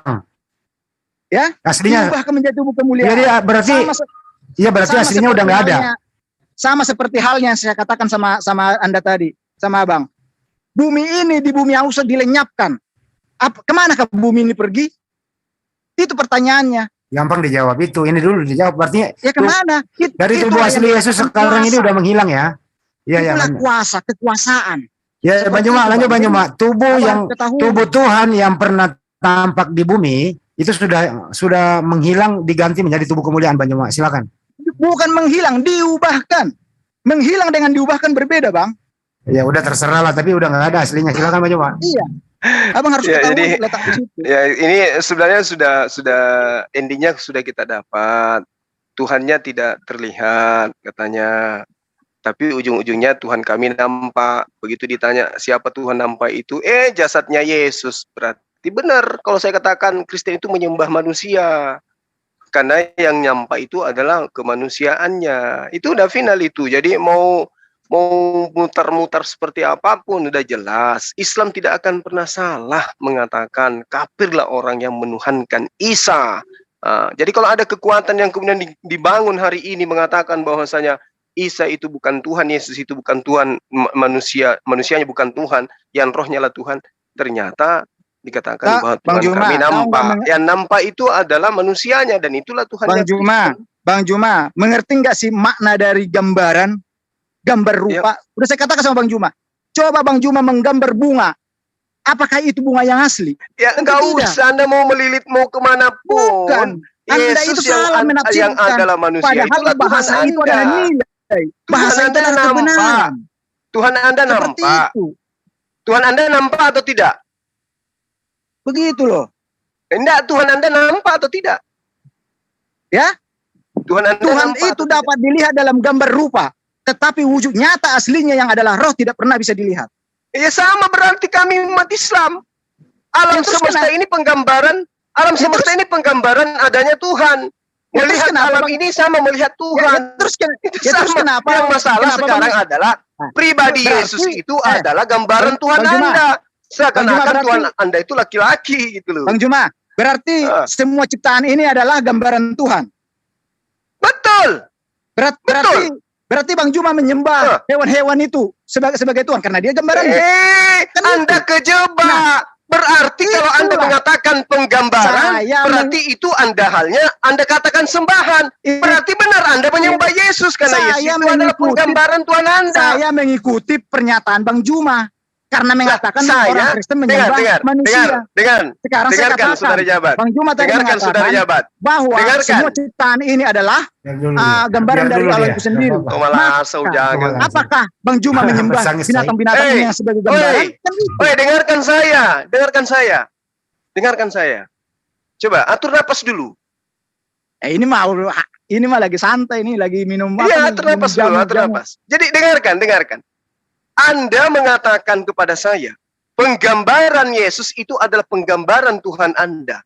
Ketika saya mengatakan penggambaran wujud daripada Tuhan saya itu adalah alam semesta ini, bukti adanya Tuhan saya, Anda mengatakan berarti saya menyembah apa yang ada, termasuk binatang. Dengan kata lain, Anda ternyata menyembah penggambaran Tuhan Anda. Dengan kata lain, Anda menyembah Juma. Yesus. Karena itu saya mengikuti cara pandang Bang Juma. Saya mengatakan itu. Nah, sekarang saya tanya tidak kepada pernah Anda, mengatakan itu, kapan tetapi karena saya Bang Juma mengatakan, dengar, kapan saya mengatakan bahwa kami menyembah penggambaran Allah? Kan tadi Bang Juma mengatakan bahwa alam raya ini semua ciptaannya adalah gambaran Itu dari hanya Allah. membuktikan wujud kalau Allah itu Wujud ada. Allah itu Ya kan? ada karena adanya alam semesta ini. Ini penggambaran Ya, Tuhan sama. itu ada. Tuhan Yesus datang ke dunia sebagai bukti bahwa Allah itu benar-benar ada. Nah, Anda kalau pun tidak harus ada Yesus memahami berarti Tuhan itu. itu nggak ada. Ya kalau dia tidak pernah menampakkan dirinya, tak akan mungkin ada Allah itu. Ingatlah. Lalu siapa yang menciptakan ibunya Yesus? Ya? Siapa yang menciptakan Yang ibunya Yesus kalau Yesus itu tidak pernah lahir? Yang menciptakan ibunya Yesus adalah Allah sendiri ya. Nah, Ya Tuhan bagaimana sendiri. Anda bisa mengatakan Allah sementara Tuhan Anda tidak pernah nampak? Ya? Itulah sebabnya dia menampakkan dirinya supaya Nah, kami kalau orang dia beriman tidak percaya. menampakkan diri, sebelum dia menampakkan dirinya, dia kan menampakkan diri setelah Maria ngeden. Sebelum dia menampakkan diri, Anda mengatakan Tuhan itu nggak ada. Lalu siapa yang menciptakan ibunya? Bang Juma, makanya Bang Juma, waktu Adam sama Hawa pun pertama hidup di Taman Eden, Allah itu diputar, sudah jangan menampakkan kesana, dirinya. Saya bicara tentang langsung kepada ibunya Adam dan Hawa. Yesus. Yang Ingat menciptakan Yesus siapa? Menciptakan ibunya Anda Yesus jangan siapa? salah Bang Juma. Nah, jangan saya salah, tanya, Bang Juma. Anda kan mengatakan, Asumsi kamu itu Anda kan menyesatkan, Bang Juma. mengatakan bahwa Tuhan itu ada setelah ada penggambaran. Nah, sekarang saya tanya, Anda tidak Kok setelah percaya? ada penggambaran? Anda kan mengatakan Tidak Anda pernah. tidak percaya kalau Tuhan itu tidak nampak. Betul? Tidak pernah, Bu. Karena apa? Di dalam hal penciptaan manusia pertama pun Allah itu sudah berkata-kata dengan Adam sama Hawa. Begini Pak Jama, pertanyaannya. Apakah Yesus yang menciptakan ibunya? Ya, Apakah Yesus yang menciptakan ibunya? yang menciptakan ibunya, ibunya Siapa? Kalau tubuh kedagingan dari Maria itu berasal dari orang tuanya. Iya, yang Tapi apakah roh- Yesus yang menciptakan ibunya? Makanya dengarkan, Ya. tubuh Maria itu berasal dari kedua orang tuanya. Tetapi roh yang diam di dalam diri Maria sebagai rohnya adalah berasal dari Allah, dari Tuhan. Tuhan siapa itu? Ya, itu Tuhan Yesus, Allah pencipta langit dan Berarti bumi. Yesus yang menciptakan roh ibunya. Ya, Jadi Yesus yang menciptakan roh sama ibu kepada ibunya. bukan Yesus. Yesus itu merujuk kepada kedagingan. Tetapi kalau kita berbicara kata, kalau Tuhan Yesus, Yesus itu Tuhan Yesus ciptaan merujuk apa kepada Allah aja? yang diam di Yesus dalam itu rohnya. ciptaan. Bang, Oke, begini mungkin cikal bakal yang menjadi Yesus itulah yang menciptakan roh kepada Bunda Maria, betul? begini Bang. Ya begitu. Kalau abang menggunakan Yesus itu merujuk kepada tubuhnya, kemanusiaan yang bisa dilihat. Oke, sebelum menjadi Yesus namanya siapa? Tetapi kalau Pak abang Jabat, berkata dipersingkat. Tuhan Yesus, Sebelum dilahirkan di muka bumi, tunggu dulu. sebelum menjadi Yesus siapa itu? Bang Hendi. Ya, Tetapi kalau Bang Hendi berkata Tuhan Yesus menciptakan rohnya Maria, betul, karena apa? Oh, Tuhan betul. Yesus itu merujuk kepada Udah Allah betul, yang udah betul, diam Bang di Joma. dalam diri Yesus. Yesus Itulah yang Allah menciptakan itu. ibunya. Udah dijawab Bang Joma. Itu bukan Yesus, Tuhan Yesus. Iya, Tuhan Yesus. Iya, udah. Nah, itu udah. harus jelas di sini. Maksudnya Tuhan Yesus itu Tuhannya Yesus, bukan Yesus. Beda Yesus, beda Tuhannya Yesus. Ada Gitu lagi. kan? Tuhan merujuk kepada Allah yang diam dalam rohnya. Yesus merujuk kepada firman yang menjadi manusia. Makanya dikatakan Jadi, apa? Sekiranya Aku dan Bapa Tuhan adalah itu satu. tidak mengambil Gimana rupa Yesus, apakah Anda percaya Tuhan itu ada? Ya? Sekiranya Tuhan Kenapa? tidak tidak mengambil rupa Yesus, apakah Anda percaya Tuhan itu ada? Tetap percaya karena apa? Karena Nah, bukan cuma di situ saja dia menampakkan dirinya, karena kepada nabi-nabi terdahulu pun sudah pernah. Itulah bukti bahwa Tuhan itu ada. Berarti Pak Jabat. Berbeda. Pak Jabat, saya mau tanya satu lagi. Umat Muslim kan sama sekali. Saya mau tanya lagi Pak Jabat. Dirinya. Pak Jabat, Tuhannya Bunda Maria siapa? Ya, Tuhannya Bunda Maria siapa? Tuhan Yesus. Berarti menuangkan anaknya. Anaknya bukan Tuhan, karena Loh, anaknya ya, adalah jadi Yesus kedagingan. bukan Tuhan. Gimana sih bola balik? Anak itu merujuk kepada kedagingan. Anak merujuk kepada kedagingan. Makanya perlu Ya. abang Kan ketahui waktu kedagingannya Yesus itu adalah penampakan Tuhan Anda. itu hanya sebagai gambar rupa, bukan berarti itu Tuhan. Lah itu dia, Tuhan Anda yang nampak atau bukan? Ya? Tuhan Anda yang nampak atau bukan? Yang nampak itu sebagai gambar rupa. Iya, itu rupa Bukan siapa? Itu rupa siapa? Ya, sebagai Itu rupa gambaran siapa? rupa Allah. Sebagai Ah. gambaran. Yang menjadi rupa Allah itu siapa? Firman-Nya yang menjadi manusia. Firman itu siapa? Firman itu adalah ide gagasan yang diwujudkan.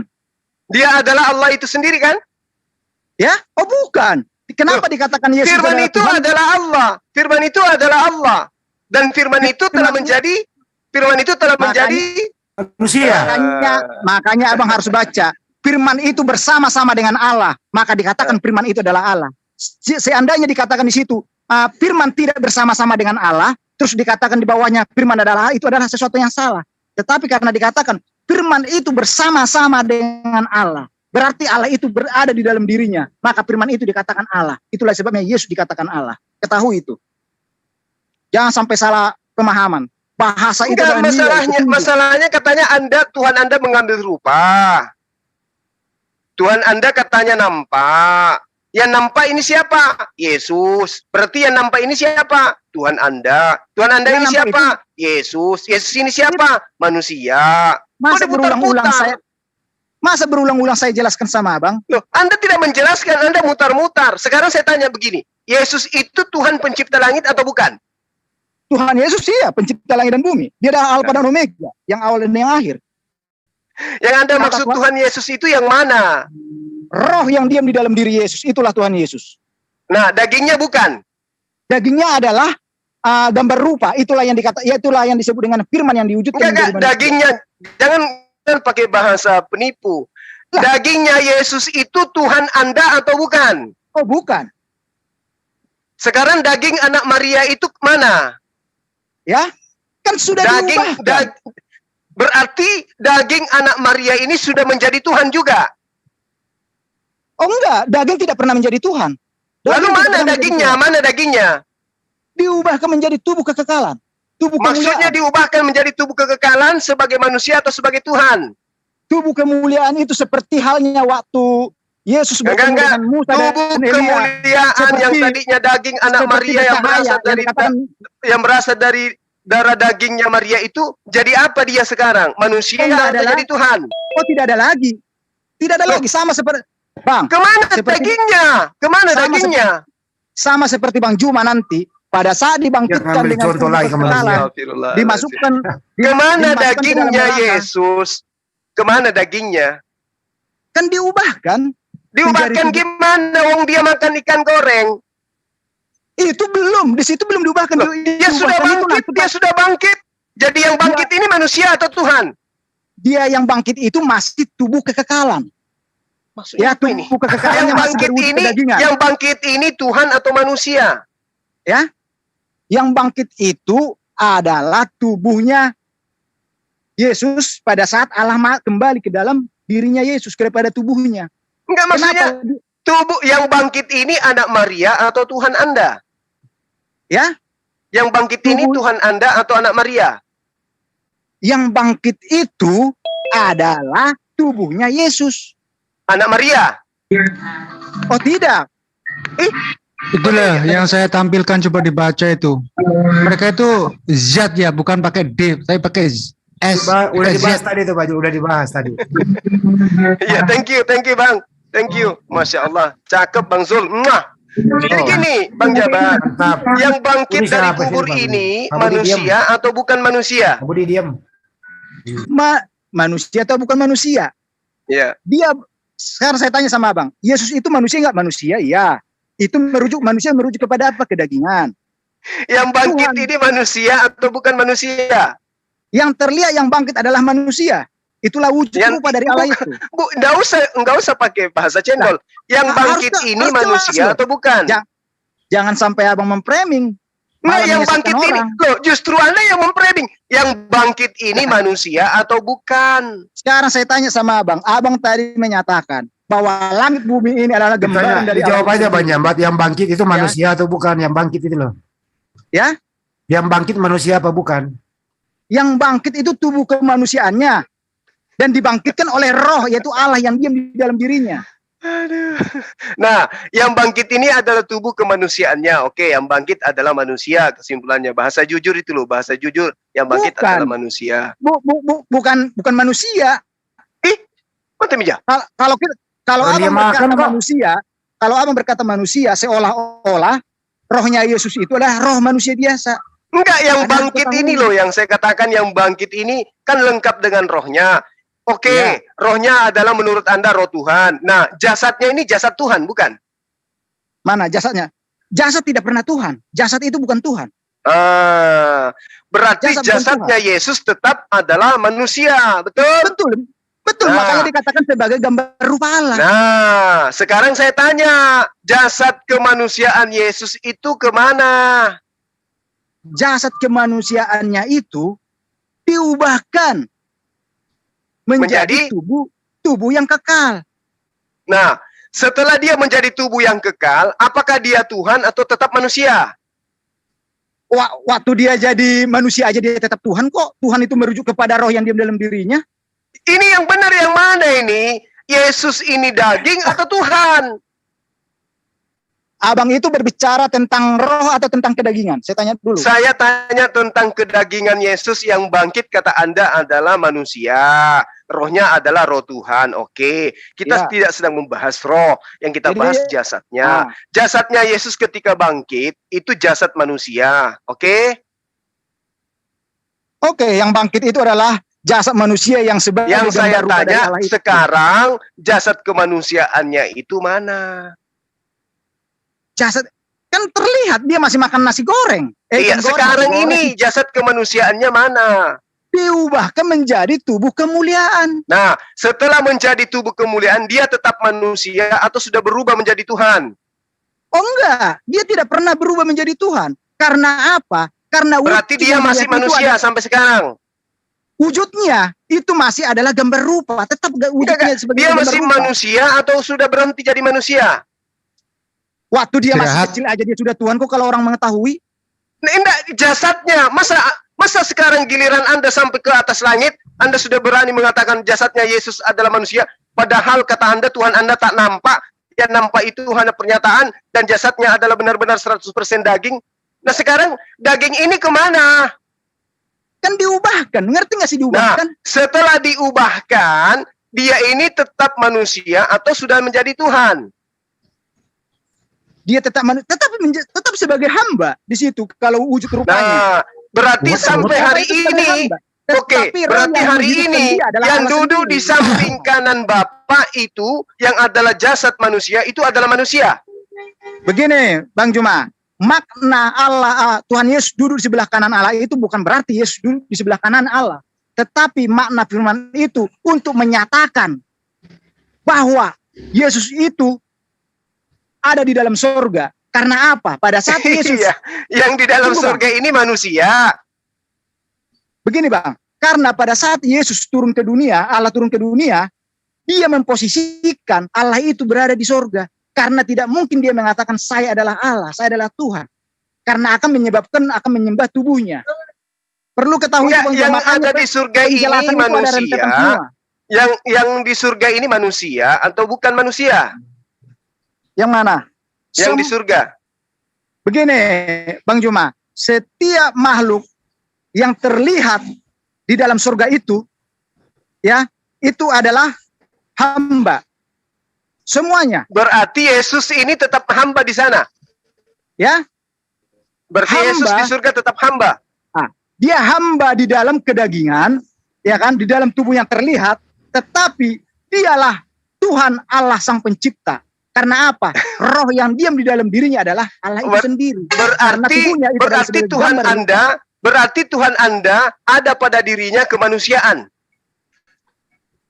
Karena begini Bang Juma, karena di dalam surga itu tidak ada lagi yang namanya kata manusia, karena bukan berasal dari tubuh berasal dari tubuh kedagingan lagi. Iya, jadi Tetapi tubuh jadi kemuliaan. Anda ketika nanti ada di surga berubah menjadi apa? Nanti saya di surga nanti memiliki tubuh kemuliaan. Nah, tubuh kemuliaan Anda itu manusia atau bukan? Oh enggak lagi, bukan berasal dari debu tanah lagi, karena di surga itu. Jadi Anda bukan lagi manusia di sana. Karena begini Bang Juma, karena surga itu, Enggak, di sana Anda bukan lagi manusia. ya, Di surga nanti Anda bukan lagi manusia. kalau dibilang di surga itu masih manusia atau enggaknya itu enggak jelas dijelaskan di situ. Jadi Anda sebagai apa di sana? Hewan kah? Hah? Malaikat kah? Atau Oh, apa? saya di situ jadi anak-anak Tuhan. Maksudnya anak-anak Tuhan Anda jadi Tuhan juga gitu. Anak-anak Tuhan artinya apa? Saya hidup di dalam kekudusan seperti Tuhan itu hidup dalam kudus. Iya. Oke. Anak-anak Tuhan ini Anda tetap manusia atau berubah menjadi Tuhan? Oh enggak lah, kok berubah jadi Tuhan? Orang yang dibilang anak-anak Tuhan gimana sih? Berarti Anda tetap manusia.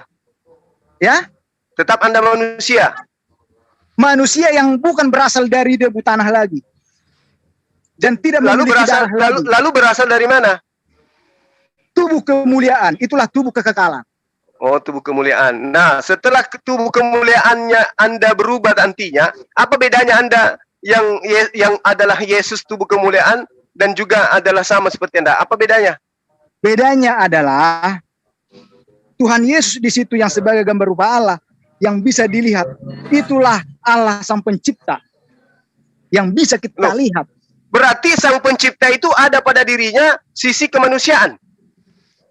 Kan sudah saya katakan tadi, sudah tidak ada lagi sifat kedagingan yang berasal dari debu tanah Loh, di situ. lalu dagingnya Yesus kemana dagingnya?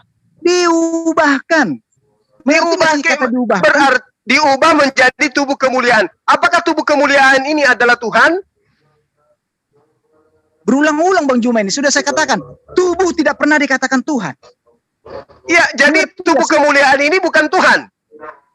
Ya, Tubuh kemuliaannya Yesus itu bukan Tuhan.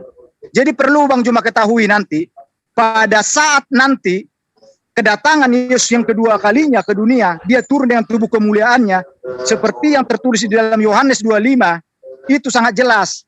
Dia akan memberitakan Bapa terus terang, artinya apa? Dia akan menyatakan bahwa akulah Tuhan itu, akulah Allah itu. Dia akan menyatakan itu nanti. Berarti pada diri Tuhan itu ada sisi tubuh kemuliaan yang tadinya berasal dari daging manusia. Betul? Oh tidak, karena dagingnya bukan berasal dari manusia, berasal dari firman. Loh, Yesus itu katanya tadi dari daging manusia. Berasal dari firman. Oh, nah firman Bagaimana itu sih? ada, firman itu kan Tuhan itu sendiri, betul? Firman itu adalah ide, gagasan yang Iya, diwujudkan. berarti tubuh manusianya Yesus itu firman atau bukan? Firman yang diwujudkan Nah, menjadi berarti manusia. dia adalah Tetapi ini Tuhan. tetapi firman yang menjadi manusia ini, jika tidak ada rohnya maka dia mati. Allah yang menjadi rohnya untuk menggenapi semua firman-Nya. Iya, jadi gimana ceritanya ya? sih? Tuhan Anda itu dagingnya Yesus bukan Tuhan, kata Anda. Dia adalah saya anak manusia, Bang Jemaah, tapi roh yang ada di dalam dirinya adalah Tuhan itu sendiri. Ketika kemudian dia mati, bangkit, yang bangkit itu tubuh manusianya, yaitu yang Bang makan Juma. ikan goreng. Setelah Bang naik Juma, ke surga, Bang Juma. daging manusia berubah menjadi daging kemuliaan, kan gitu. Nah, Bang sekarang Juma, pertanyaan saya, begini Bang Juma. apakah di dalam diri Tuhan Anda itu ada sisi tubuh kemuliaan yang berasal dari daging manusia? Bang Juma, baca di Wahyu 21 ayat 22 dan 23. Di situ digambarkan nanti Allah itu di sorga. Allah itu adalah yang menerangi dan anak domba adalah lampunya. Saya tanya dulu sama abang. Apakah lampu yang terlihat itu adalah Allah yang menyinari? Tentu tidak. Karena itu adalah anak domba, gambaran dari Allah yang bisa terlihat. Tetapi Allah itu adalah sumber energi yang menyinari, yang memberikan sinar yang tidak pernah terlihat oleh mata manusia. Maka tubuhnya yang terlihat itu hanyalah sebagai gambar rupa, itulah anak domba, itulah Yesus. Anda harus ketahui di situ. Berarti, Jadi Anda berarti memframing itu posisinya terlalu salah, terlalu berarti jauh. posisinya Yesus dan Tuhan itu beda. Di Ya? surga nanti Satu. di surga nanti posisi Yesus dan posisi Tuhan itu beda. Satu. Kalau Karena apa? satu Contoh. berarti pada diri Tuhan Anda yang satu ada berasal dari tubuh manusia, daging manusia yang diubahkan menjadi tubuh kemuliaan. Betul? Oh tidak, karena tubuhnya Loh. Yesus adalah dari firman, bukan dari manusia. Jadi yang nampak dilihat oleh kita, oleh orang Yahudi yang ditampar itu bukan manusia. Itu firman yang menjadi manusia, bukan sel sperma yang menjadi manusia, bukan. Anda jangan salah di situ. Ketahui kebenaran itu. Berarti tubuh Yesus yang ditampar ini, yang diseret ini adalah firman. Ya, yang diseret itu adalah firman yang diwujudkan. Diseret. Aduh. Serem banget diseret. Ya udahlah Bang Handi, ampun saya Bang Handi. Gini saya tanya Bang Jabat dulu, Bang Jabat. Kenapa saya? Ya, Bang Jabat, apakah tubuh kemuliaan Yesus itu menyatu dengan Sang Pencipta? Ya, Apakah tubuh kemuliaan Yesus itu menyatu dengan Sang Pencipta? sudah jelas satu. Karena apa? Karena Allah yang menghidupkan. Oke, Dia adalah rohnya. artinya Tuhan Anda itu hasil daripada daging berubah menjadi tubuh kemuliaan, kan begitu ya? Berasal dari firman, bukan berasal dari daging. Kan Yesus pernah jadi manusia, bro. Manusia ini Ya, kan berubah menjadi tubuh kemuliaan. Tapi tubuhnya dia dari mana? Dari firman kan? Iya, tapi kan pernah netek di bumi menjadi manusia dia. Yang jelas itu tubuhnya bukan berasal dari debu tanah. Iya. Tetapi berasal dari firman yang Jadi kudus. tubuh Yesus ini sudah berubah menjadi tubuh kemuliaan. Tubuh kemuliaan ini menyatu dengan Sang Pencipta, kan begitu ya? Berarti Sang Pencipta sekarang ini menyatu dengan mantan manusia yang sudah berubah menjadi tubuh kemuliaan, betul? Bukan bersatu dengan mantan manusia, karena tubuhnya ada dari firman. Tubuh Sebab kemuliaan Allah ini dan kan, firman itu adalah satu. Bang Jabat, tubuh kemuliaan ini kan mantan manusia. Ya, Tubuh kemuliaan kan mantan manusia kan? mantan firman dari firman, bukan dari tubuh manusia, karena tubuh manusia itu berasal dari debu tanah. Tubuh Yesus sekarang berubah menjadi tubuh kemuliaan ya. Jadi begini Bang, Diputar lagi tubuh loh. Yesus. Begini Bang, tubuh Yesus waktu dia hidup di dunia ini dalam rupa manusia, itu bukan berasal dari debu tanah. Ya saya nggak tanya asalnya, bro. Saya nggak tanya Itulah sebabnya asalnya. kekudusannya. Tidak, Tidak bercacat dan tidak bercela. Bro. Ini kan tubuhnya Yesus sudah berubah menjadi tubuh kemuliaan, betul? Betul. Betul. Tubuh kemuliaan ini menyatu dengan Sang Pencipta, betul? Betul. Betul. Artinya Sang Pencipta ini menyatu dengan mantan manusia, betul? Bukan menyatu, satu. Ya, satu. Jadi Tuhan Anda ini adalah yang Anda sembah adalah mantan manusia, betul? Ya. Jadi Tuhan Anda ini adalah mantan manusia. Kenapa Anda mengambil pertengahan? Sebab dia berasal dari firman. Iya kan manusia udah berubah, bro. Jadi tubuh kemuliaan. Ya. Tubuh kemuliaan itu kan yang Anda sembah, betul? Kan firman itu kekal. Maka firman itu yang akan menjadi tubuh kemuliaan. Oke, saya tanya Itu aja yang singkat. kekal. Pak Jabat, apakah tubuh kemuliaan itu yang Anda sembah? Ya. Betul kan? Kenapa? Apakah tubuh kemuliaan itu yang Anda sembah? Bukan itu yang aku sembah, karena aku menyembah dalam roh dan kebenaran. Tubuh kemuliaan sekarang fungsinya apa di surga kalau nggak disembah? Itu sebagai gambar wujud yang bisa dilihat. Tubuh kemuliaan di surga bisa dilihat? Ya. Tubuh kemuliaan bisa. Bisa. Apakah Bisa. tubuh kemuliaan ini satu dengan roh Sang Pencipta? Satu. Satu. Artinya kalau Anda menyembah roh Sang Pencipta berarti Anda menyembah tubuh kemuliaan. Ya. Oh tidak, pada saat saya menyembah Tuhan Yesus bukan berarti saya menyembah tubuhnya. Saya menyembah roh yang diam dalam dirinya. Karena Allah itu adalah roh. Itu Bukankah sebabnya tubuh kami diminta bukankah apa? tubuh kemuliaan Sembahlah itu Allah sudah dalam roh dan kebenaran. bukankah tubuh kemuliaan itu sudah menyatu? Sama waktu di bumi pun Allah dan firman-Nya yang menjadi manusia satu dia. Jadi Anda menyembah mantan manusia, betul? Bukan mantan manusia, karena kemanusiaannya bukan berasal dari debu tanah, tapi berasal dari firman. Kan mantan manusia udah menjadi tubuh kemuliaan. Tapi tubuhnya berasal dari firman. Ya nggak apa-apa, silakan saja. Ya kalau begitu mantan Itulah firman firman aja, yang- mantan Ya, firman. ya. Jadi Anda menyembah mantan firman. Ya, Anda menyembah mantan firman. bukan menyembah mantan firman, saya menyembah Allah yang adalah roh. Kalau adalah roh itu ada tubuh kemuliaan di situ. Ya, Tubuh kemuliaan itu Allah roh itu menyatu apa satu? tubuh kemuliaan itu adalah gambar wujud yang bisa dilihat. Tubuh kemuliaan apakah sama dengan roh Tuhan? Tubuh kemuliaan sama dengan roh Tuhan? Tidak. Berbeda, berarti ada dua sembahan. Bukan dua sembahan. Katanya Siapa udah yang menyembah? Siapa yang menyembah tubuh kemuliaan? Tidak ada. tubuh Yang kemuliaan disembah adalah roh. ya tubuh kemuliaan itu berpisah dengan roh Tuhan. Satu. Sudah saya katakan sama abang. Jika lampunya abang menyala, maka Oke. yang menyala itu apa? Saya tanya dulu, Yang menyalakan itu apa? apakah tubuh kemuliaan ini sama atau berbeda dengan roh Tuhan atau Sang Pencipta? Kenapa? Apakah tubuh kemuliaan ini sama atau berbeda dengan Sang Pencipta? Sama dengan Sang Pencipta. Ya, sama atau beda? Tubuh kemuliaan itu adalah sebagai gambar yang bisa dia gambar rupa. Ya, sama atau beda? Sama atau beda? Gambar rupa. Enggak, tubuh kemuliaan ini sama atau beda dengan Sang Pencipta? Sang Pencipta adalah roh. Ya, Bagaimana tubuh sih, Abang? Ini? ya roh ini Sang Pencipta dengan tubuh kemuliaan sama atau beda? Tubuh kemuliaan itu adalah dia satu. Tetapi satu itu adalah yang terlihat itu adalah sebagai Saya gambar. nggak nanya rupa yang satu bisa apa dilihat. beda. Saya nggak nanya satu atau dua.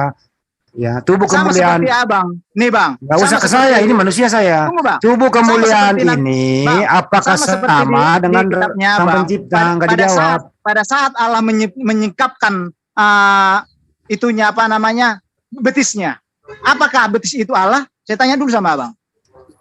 Ini jangan dipindah dulu, nanti melebar. Tubuh tunggu dulu. kemuliaan Anda harus ini, memahami dengerin dulu. Pada saat Allah Subhanahu Wa Taala Oh, menyingkapkan larinya ke sana, betisnya. ini nggak membahas itu, bro. Ya. Tubuh kemuliaan Nah, ini yang saya ini, apakah Pada saat sama? Allah- Dengerin dulu. Tubuh kemuliaan ini apakah sama dengan roh atau Sang Pencipta? Sama atau beda? Itu aja dulu dijawab. Bang, pada saat Allah Subhanahu Wa Taala menyingkapkan Kok larinya ke sana, nggak nyambung Apakah jadinya. betisnya itu adalah Allah. Ini- Saya tanya dulu sama Ini abang. nggak menjelaskan ke situ.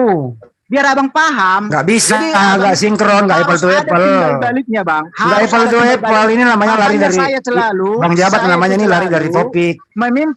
meminta yang kita bahas ada timbal baliknya. Saya tidak mau membahas satu sisi supaya ada apa namanya pemikiran kita berkembang. Ya diselesaikan dulu ini baru pindah topik, bro. Makanya saya tanya sama abang. Ya Anda jangan Pada bertanya saat dulu Allah kalau belum Subhanahu wa Ta'ala clear and menyingkapkan betisnya. gampang itu dijawab Pada itu. saat Allah menyingkapkan betisnya. Gampang ini dijawab Apakah- itu. Tapi saya nggak mau ke sana. apakah Ini betisnya itu adalah namanya Allah sendiri? ini lari dari topik, Bro. Jangan lari dari topik dulu.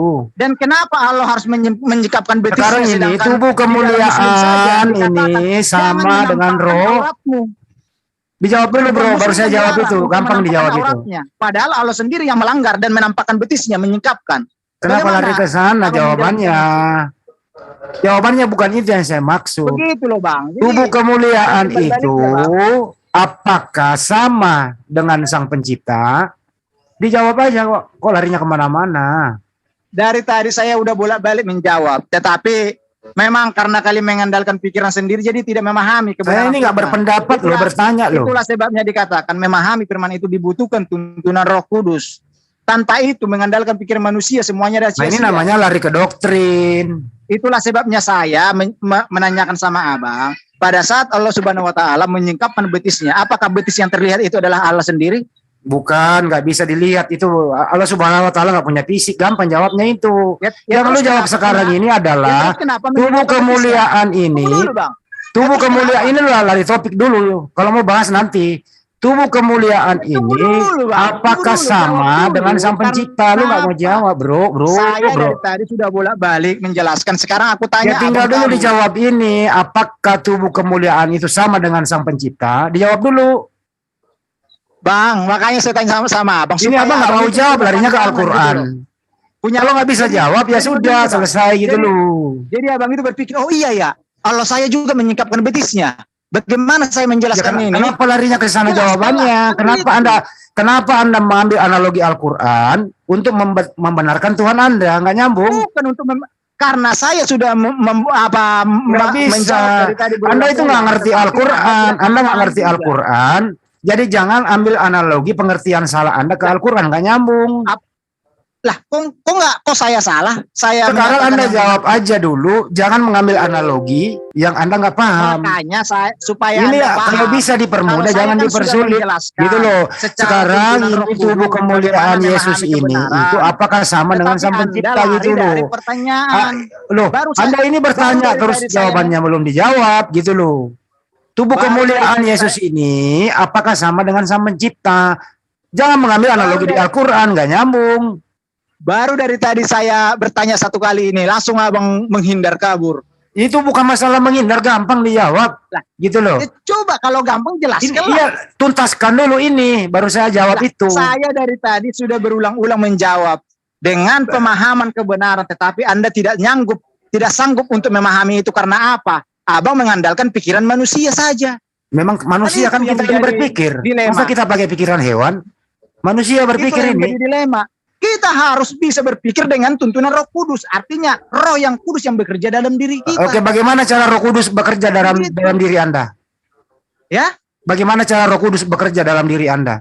menyampaikan segala sesuatu yang tidak pernah aku ketahui untuk saya luruskan kebenaran itu. Apakah setiap orang Kristen ada Roh Kudusnya? Oh, tidak Tidak. semuanya. Sekalipun dia dibaptis belum tentu dia kepenuhan Roh Kudus, belum tentu. Tidak ada Jadi jaminan. Roh Kudus nggak maha adil sama orang Kristen. Karena orang kudus hanya hadir kepada orang-orang yang benar-benar percaya kepada dia. Oke. Apakah ada Roh Kudus dalam diri? Apakah ada Roh Kudus dalam diri Rudi Yohanes? Kalau itu saya tidak bisa mengatakan itu, Bang, menjawab itu. Oke. Karena Apakah ada Roh Kudus dalam diri MKC? Karena saya bukanlah hakim bagi orang lain, Oke. Bang. Saya bukan hakim bagi orang lain. Bagaimana Karena Anda? hakim yang Tadi Anda sesungguhnya menjawab. adalah Allah sendiri. Tadi Anda Sedangkan menjawab. saya adalah hakim bagi diri saya Tadi sendiri. Anda menjawab tidak semua orang Kristen ada Roh Kudusnya. Saya bertanya, ciri-ciri orang Kristen tidak mempunyai Roh Kudus seperti apa? Ujilah setiap apa yang disampaikannya. Apakah itu sudah sesuai dengan firman? Oke, yang disampaikan oleh Saifuddin Ibrahim sama si KC itu penghujat. Apakah ada Roh Kudus di sana? Saya kurang tahu apa yang Kan udah diuji ini. Kan diuji ini cara dia berbicara, cara dia bertingkah laku ini diuji loh. Saya tidak mengetahui apa hujatan-hujatan apa yang dikeluarkan oleh beliau-beliau. Saya tidak pernah. Oke. Bagaimana Karena saya cara adalah bagaimana hakim bagi mereka. oke baik. Bagaimana cara menguji Kristen kalau dia punya Roh Kudus dan tidak? Cara mengujinya bagaimana? Ujilah kebenaran itu.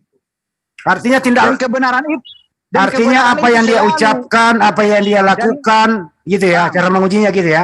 Dan kebenaran itu adalah selalu rasional, masuk di akal dan logika. Oke, Itulah begini, Bang. kebenaran yang sesungguhnya. Begini Bang, Anda tadi mengatakan ujilah. Jadi kita uji manusianya, artinya apa yang dia ucapkan, apa yang dia lakukan. Cara menguji orang itu apa ada Roh Kudus dan tidak. Betul ya Bang? Tingkah lakunya Bang, ucapannya yang diuji. Apakah dia punya Roh Kudus atau tidak. Betul ya Bang? Betul. Betul, baik. Apakah Yesus pernah mengajarkan orang Kristen untuk menghujat agama lain? Ya, Apakah Yesus pernah mengajarkan untuk menghujat agama lain? Yesus itu mengajarkan, menyatakan bahwa ajaran-ajaran yang salah itu harus diluruskan. Enggak, saya tanya, apakah Yesus pernah mengajarkan untuk menghujat? Kalau itu Bang, itu udah pendalaman materi Bang. Enggak, jawab Pendalaman aja. materi, Bang. Apakah Yesus pernah mengajarkan orang Kristen untuk menghujat? Itu pendalaman materi Enggak, Bang. dijawab Kalau aja, sampai pernah salah. atau tidak? Dijawab dulu, pernah atau tidak? Itu semua ada korelasinya Bang, di semua nanti di situ. Oke, Itu kalau pendalaman begitu saya materi, Bang. jawabkan. Bukankah motonya Yesus adalah ajaran kasih, kasihilah musuhmu, betul? Betul. Jadi Oke. begini Bang. Jadi di luar, Pada saat- oke. begini, Bang. Pada Jadi saat di saya- pada saat di saya- luar kalau ada orang Kristen tidak mengajarkan ajaran kasih, berarti dia tidak punya Roh Kudus, betul apa betul? Begini Bang, pada saat saya menyampaikan Susah kalau Anda ini nggak mau dan jawab singkat, kesalahan-kesalahan diputer yang gitu loh. diimani oleh orang lain, itu bukanlah suatu penghujatan. Begini Bang, kalau ada orang Kristen tidak mengajarkan ajaran kasih, apakah itu ada Roh Kudusnya di sana? Ujilah mereka. Cara mengujinya bagaimana Bang? Cara mengujinya, ujilah apa yang disampaikannya. Ya tadi udah ngomong begitu. Oke, baik, kita ke topik. Tapi tunggu dulu, jangan lari dulu Bang. Saya tadi bertanya belum dijawab. Oh, udah, Itu, ntar dulu, ini pada- udah mau kelar. pada Jadi kita saat- tunggu dulu, Bang. ini nanti topik yang Tadi belum berbeda. dijawab, Bang. Topik yang Bang, berbeda. belum dijawab, Tadi kan Bang. Anda di Satu sini pertanyaan untuk saya belum mengomentari ini. Bang, Saya udah jawab. jawaban saya belum Saya udah jawab, jawab, Bang. nanti beralih kemana-mana. Ini dikelarkan dulu ini. enggak, baru satu. Roh Bang. Kudusnya. Pada saat- Jadi pada ucapan-ucapan saat Allah orang Subhanahu wa itu Ta'ala mengungkapkan betisnya. diuji apakah betis dia adalah itu Allah sendiri? bukan betis Allah, bukan Allah. Allah tidak punya betis. Berarti itu gitu siapa ya. itu? Itu hanya makna majasi, makna Hah? kiasan. Mana Kenapa? biasa? Gampang banget jawabnya itu. Allah itu tidak. Allah Subhanahu wa Ta'ala tidak berbentuk fisik, nggak ada fisiknya seperti Yesus. Gampang jawabnya itu. Ini Berarti abang tidak pernah melihat Allah nanti. saya insya Allah di surga itu akan melihat Allah. Kan nggak punya fisik. Bagaimana cara melihat? Melihat dengan batin, bukan melihat dengan mata Batin. telanjang. Berarti memang bisa melihat wujud, nggak bisa Bang. Melihat itu bukan dengan mata saja. Hati, batin bisa melihat. Paham? Gampang jawabnya tuh. Berarti batinnya abang sekarang melihat Allah itu. Insya Allah kalau saya sholat, saya akan berkomunikasi langsung dengan Sang Pencipta. Berarti melihat. Melihat dengan mata batin bisa. Berarti melihat dalam mata batin berarti dia bisa terlihat. Yang melihat dengan mata batin, saya berkomunikasi langsung kalau direct langsung kalau lagi saya sholat. Gampang tuh jawabnya. Oh enggak, berbeda Bang. Abang mengatakan. Ya jangan bantah saya udah tidak bisa jawab. membuktikan. Sekarang Bagaimana saya tanya bisa balik. melihat tetapi Apakah Anda sekarang bisa melihat Yesus? Ya, Saya tanya balik, apakah Anda sekarang bisa melihat Yesus? bisa. Caranya? Ya, Caranya? pada saat saya itu berdoa dan Yesus menampakkan dalam penglihatan saya bisa. Melihat dengan mata telanjang atau dengan apa? Dengan iman. Apa itu iman melihatnya? Bagaimana cara iman Anda melihat? Kepercayaan. Iman. Jadi mata Anda tidak melihat langsung? Ya, Mata Anda yang dua ini melihat langsung fisiknya atau tidak? karena roh saya itu punya mata. Saya tanya dulu, mata Anda yang melihat atau tidak? Roh saya itu punya mata Bang. Oh, berarti mata batin juga sama jawaban saya. Gimana kamu Tetapi ini? saya tahu. Tetapi saya melihat wujudnya. Walaupun seperti itu. Wujud Yesus seperti apa yang Anda lihat? Hah? Wujud Yesus waktu Anda lihat seperti apa? Bercahaya. Punya gigi, punya rambut? Itu mah wujud. Ya, katanya Anda melihat wujud. Kan saya bilang bercahaya, bersinar. Cuma bersinar saja, enggak ada matanya, enggak ada kepalanya, gitu, enggak ada kakinya. Bersinar dalam bentuk wujud manusia, tetapi Oke, dia tidak bersinar dalam wujud manusia. Begitu ya. Warna kulitnya apa? Kan saya katakan, tetapi dia tidak Saya tanya, kan berwujud dalam bentuk manusia. Berwujud. Anda melihat Yesus berwujud dengan seperti manusia. Saya tanya warna kulitnya apa? Wujudnya itu berbentuk manusia. Iya, berbentuk manusia. Dan yang berbentuk itu bersinar, bercahaya. Berbentuk manusia. Jenis kelaminnya apa? Kan itu. Jenis kelamin? Bercahaya bersinar. Ya, jenis kelamin? Bercahaya. Yang namanya bercahaya bersinar tidak ada jenis kelamin. Tadi kan katanya berbentuk manusia. Jenis kelamin. Apakah manusia punya jenis kelamin? Ya? Apakah manusia punya jenis kelamin? Apakah manusia? roh kemuliaan itu manusia? Anda tadi melihat Yesus dalam bentuk manusia. Apakah itu tubuh manusia? Tadi Anda melihat Yesus dalam bentuk manusia, kan? Begitu jawaban Anda. Coba, ini ada gambar di atas seperti apa? Saya melihat dia dalam bentuk manusia. Dalam bentuk manusia. Bentuk manusia itu bukan berarti dia berwujud manusia. Bentuknya. Iya, bentuk manusia. Nah, ini ada gambar ya sebentar. Ini ada gambar manusia di layar seperti apa? Coba tunjuk. Yang mana? Ini ada gambar manusia seperti apa, itu wujud manusianya seperti apa? Coba pilih. Tidak ada di sini. Tidak ada di tidak ada di sini. Tidak ada. Seperti apa kira-kira gambarannya? Rambut panjang apa pendek? Tidak ada. Waktu Anda melihat Yesus dalam wujud manusia, itu jenis kelaminnya dulu. Waktu saya melihat Allah itu, ya, saya katakan dia tidak berwujud nyata seperti manusia. Tadi Anda ngomong berwujud manusia, kok gimana sih, kok dirubah lagi sih? Dia adalah sinar yang bercahaya. Kamu ini bro, gimana sih bro, diputar-putar kalau yang menjawab. Tadi Anda mengatakan Anda melihat Yesus dalam bentuk wujud manusia. Saya tanya, ini manusia ini yang lu lihat jenis kelaminnya apa? Dibilang bentuknya yang seperti bentuk manusia, tetapi wujudnya bukan wujud manusia, wujudnya adalah sinar yang bercahaya. Sinar ini berbentuk manusia. Indah. Ya, berbentuk manusia. Begitu, manusia asli apa manusia Pak? Begini, berbentuk manusia ini Yesus ini yang lu lihat ini manusia palsu atau manusia asli? Jadi wujud cahaya itu membentuk seperti gambaran rupa manusia. Iya, seperti dia bersinar bercahaya, dia bukan berwujud nyata seperti yang dikatakan bisa dipegang. Bagaimana sih ini Anda sudah berbentuk wujud manusia terus Anda bantah sendiri argumentasinya gimana sih? Sinar itu tidak bisa dipegang, tetapi kita bisa melihatnya. Itulah. Jadi Anda bisa melihat itu. Maha kekuasaan itu. Waduh. Bentuknya seperti manusia. Saya tanya, ini jenis kelaminnya apa? Kalau saya Bang, kalau melihat Allah itu, lah bercakap-cakap itu sudah biasa Bang. Sudah biasa Bang. Jadi tetapi saya tidak bisa membuktikan itu karena apa? Dia tidak berwujud nyata, maka saya tidak bisa membuktikan. Tadi katanya bisa melihat dalam wujud manusia, saya bisa menjelaskan dengan iman, gitu loh. Tadi kan Anda bisa mengatakan berwujud seperti manusia. Makanya saya katakan sama Abang, begitu dahsyatnya di saat kita bertemu dengan Dia Sang Pencipta Allah itu. Bercahaya, bersinar. Gini, saya nggak mau. Begini aja, Bang Jabat. Maha besar. Di saat-saat Maha kuasa, Bang Jabat, yang telah menciptakan alam semesta ini. Bang Jabat, di saat-saat kapan Anda melihat? Di saat kapan Anda melihat itu? Apakah Anda dalam keadaan bersemedi atau keadaan di pasar atau di mana begitu? Di saat kapan Anda melihat itu? Saya melihat itu pada saat saya berkomunikasi dengan Dia. Iya, pada saat saya bercakap-cakap dengan Dia. Posisi Anda di mana waktu itu? Dimanapun saya berada, jika memang saya ingin berkomunikasi dan Allah mau menampakkan dirinya, maka saya akan melihat. Sebab untuk mengenal Allah itu tidak mengenal batas ruang dan waktu. Ingat itu. Jadi Anda bisa melihat. Tidak mengenal. Jadi Anda bisa melihat waktu Anda misalnya ke dimanapun Anda berada, bisa merasakan kehadiran yang maha kuasa. Oke. Waktu Anda berada di Sang Kuasa itu. Dengerin. Waktu Anda berada di seputaran Tamini, di situ Anda bisa melihat Allah di situ. Lah, saya katakan dimanapun bisa pada saat Allah itu menampakkan dirinya kepada saya. Coba ceritakan tampakan dirinya kepada Anda, ceritakan sama kita. Kangen kita ini, silakan.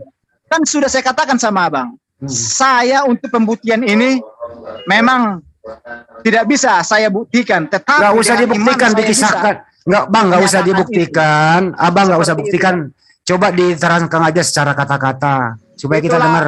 Nah, itulah sebabnya Bang, semua yang saya sampaikan itulah kebenaran mutlak firman Tuhan 100% dan Ya. tidak ada satu orang pun di dunia Enggak, ini yang bisa ini aja Bang membantah itu. Jabat. Bang Jabat ilustrasikan aja seperti apa penglihatan Anda itu, coba ilustrasikan di sini. Ya. Kan sudah saya katakan sama Abang tadi. Ya. Sudah saya waduh, ngomong-ngomong udah jam 1 lewat ini. Oh iya wes. Ah, besoklah kita sambung lagi ya. Oke bro, Soalnya- besok. Besok jangan lupa Bang, saya menanyakan itu. Ya masalah Bagaimana malaikat ya, Allah malaikat. SWT menyingkapkan betisnya besok ya. Oh boleh. Oke. Oke. Dan juga besok jangan lupa untuk masalah apakah malaikat itu diutus untuk membawa azab atau malaikat itu diutus untuk melindungi dan menjaga. Iya, tugas malaikat itu namanya topiknya. Tugas Iya, malaikat itu apa? Karena Oke. jangan sampai malaikat diutus membawa malapetaka, tetapi setan diutus untuk membantu pekerjaan manusia gitu loh. Oke, malaikat itu Oke. membawa kebenaran supaya orang nggak menyembah manusia, itu tugasnya. Gampang jawabnya itu. Oke. Ini Ya, oke. teman-teman ini udah pada nungguin ini. Iya wes, nanti kita ketemu lah ngopi-ngopi di sana ya. Oke Bang. Terima kasih Bang. Oke, thank you Bang Jamat. Terima Yo, kasih. salam damai buat kita semua ya. Oke, pasti damai dong, kita kan berteman. Yo, jangan lupa Bang, beli baju putih supaya cepat dibaptis Bang. Oke, tapi kain lampinnya Yesus udah nggak ada, gimana mau beli? Habis baju putih dipakai Yesus. Ya nanti baptisnya itu nanti biar apa namanya Abang bisa merasakan kehidupan 1000 tahun lagi nanti Bang di dunia ini setelah akhir zaman Bang. Tapi banyak orang yang dibaptis itu mendapat celaka loh. Ya tergantung kalau dia tidak bertahan dalam kebenaran, ya akan celaka. Enggak, tenggelam Orang di- yang bertahan di dalam tenggelam kebenaran, di dia kali. akan selamat. Tenggelam di kali nggak bisa berenang. Ya, Tenggelam di kali nggak bisa berenang. sama Bang, saya juga Bang berenang kayak batu doang Bang. Makanya jangan baptis orang di tempat yang dalam, yang cetek aja. Oke Bang ya. Oke, Oke, terima kasih Bang. Makasih. Yo, salam damai semua. oke. Nah, sekarang saya beri kesempatan teman-teman Muslim, Dr. Usema, Pak Jul, siapa yang mau mengomentari ini. Baru kita tutup. Silakan berkomentar satu persatu. Monggo. Ada komentar sebelum ditutup? Nggak ada. Pak Jul, ada komentar Pak Jul?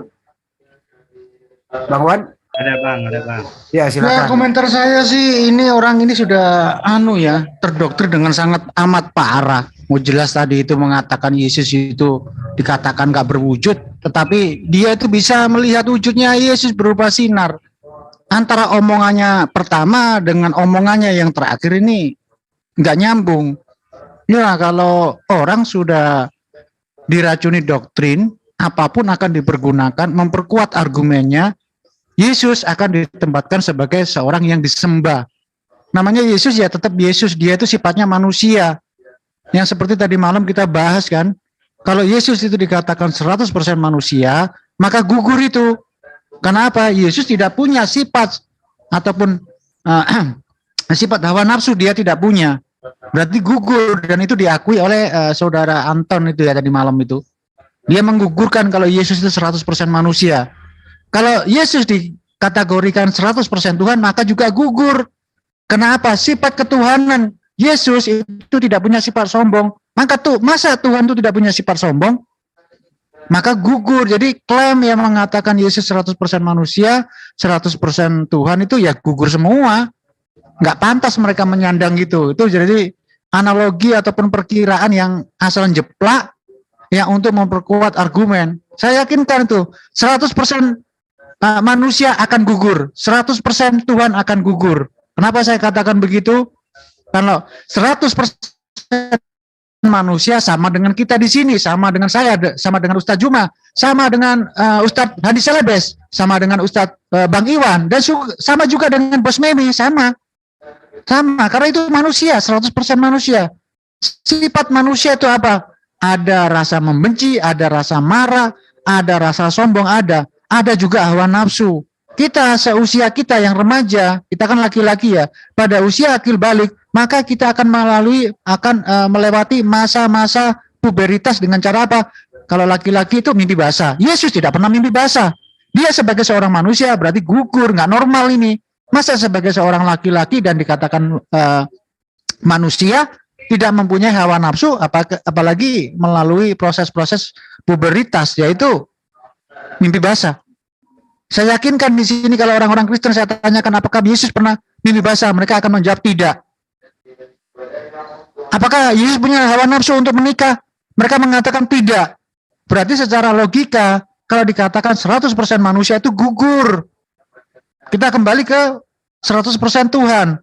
Kalau Yesus dianggap itu Tuhan, maka sifat-sifat ketuhanan yang melekat pada Yesus juga gugur. Kenapa? Yesus tidak punya sifat sombong. Yesus tidak pemarah. Yesus itu serba lemah lembut. Padahal, kalau itu dikatakan sebagai yang maha kuasa, harusnya Yesus itu mempunyai sifat segalanya, sifat penghancur, sifat penyayang, sifat membenci, sifat angkara murka, itu dimiliki oleh seorang yang maha kuasa. Sedangkan kalau Yesus dianggap sebagai 100% Tuhan, maka gugur. Jadi dua-duanya gugur ini Mas Andi. Klaim-klaim kayak begini perlu diluruskan. Agar apa? Agar teman-teman Kristen ini sadar, klaimnya 100% manusia, 100% Tuhan itu adalah gabrul. Demikian Mas Andi. Tuh komentarku. Terima kasih Pak Jo. Yang lain sebelum ditutup, ada komentar? Saya Bang Andi. Silakan Pak Bima. Terima kasih Bang Andi. Tadi itu ada percakapan yang kalau menurut saya lucu ya gitu. Dikejar sama Bang Zuma bahwa firman itu adalah Allah gitu kan. Jawabannya apa? Ingat, itu dia bersama-sama Allah, makanya dia Allah. Nah, begitu ditanya lagi, begitu keluar, firman itu keluar jadi Yesus ditanya. Itu katanya, ya iya, Yesus itu adalah firman, jadi muter di situ dia. Bolak-balik kalau ditanya ini larinya muter satunya. Kalau ditanya satunya muter lagi, kembali lagi ke atas gitu. Ini kalau menurut saya pemahamannya dia itu tidak utuh untuk memahami isi daripada Bible itu sendiri.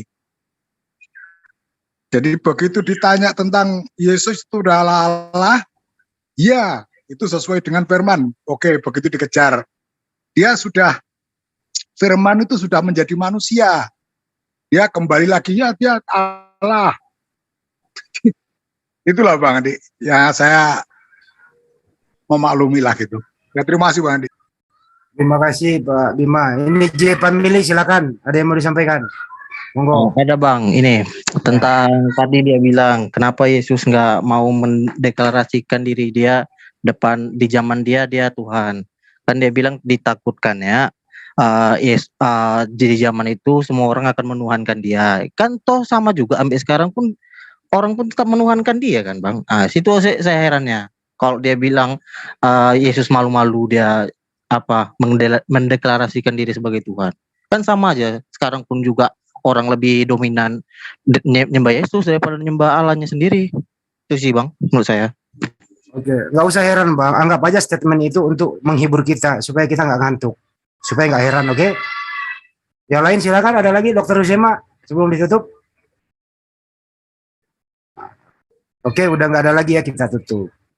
Untuk menutup ya saya sarankan ke Amir, silakan Pak Jul ditutup. Ya baik, terima kasih untuk Iwan Villa semua. Semoga saja kajian kita yang untuk siang ini ya sangat seru ya antara saudara kita si Jabat melawan tadi Ustadz Juma. Berapi-api dan bersemangat sekali untuk berusaha menuhankan sesosok manusia yang bernama Yesus. Sampai-sampai dia tadi bermimpi, bertemu, ataupun menggambarkan Yesus itu seperti sinar yang berpendar-pendar atau bagaimanapun lah, dan dipenuhi dengan Roh Kudus atau roh apalah. Itulah cerita mereka, itulah kepercayaan mereka, ya kita tetap hormati. Tetapi kita terus memberikan edukasi, terus memberikan wacana, agar kita itu menjadi manusia yang lebih kuat lagi keimanannya. Kami yang Muslim dengan mendengarkan perdebatan di sini, itu insya Allah ya, keimanan saya itu lebih kuat lagi. Setelah Ustadz Juma, Ustadz saya ini membongkar daripada doktrin-doktrin yang bersemayam puluhan tahun di hati-hati saudara kita yang Kristen, ini terbongkar pelan-pelan oleh saudara-saudara kita, pejuang-pejuang kita yang ada di sini.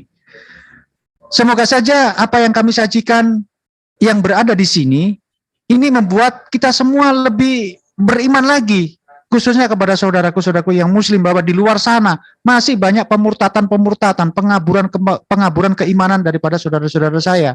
Maka dari itu ayo kita serukan, ayo kita rapatkan barisan, kita kumpul di semua menara siar JCC, jangan pergi kemana-mana, jangan pergi ke channel-channel yang tidak bermanfaat, selalu merapat di channel-channel Muslim, agar suara gema Muslim ini lebih menggema lagi. Jangan sampai permutatan secara online ini terjadi. Wajib kita itu menghalau dan wajib kita itu menangkal.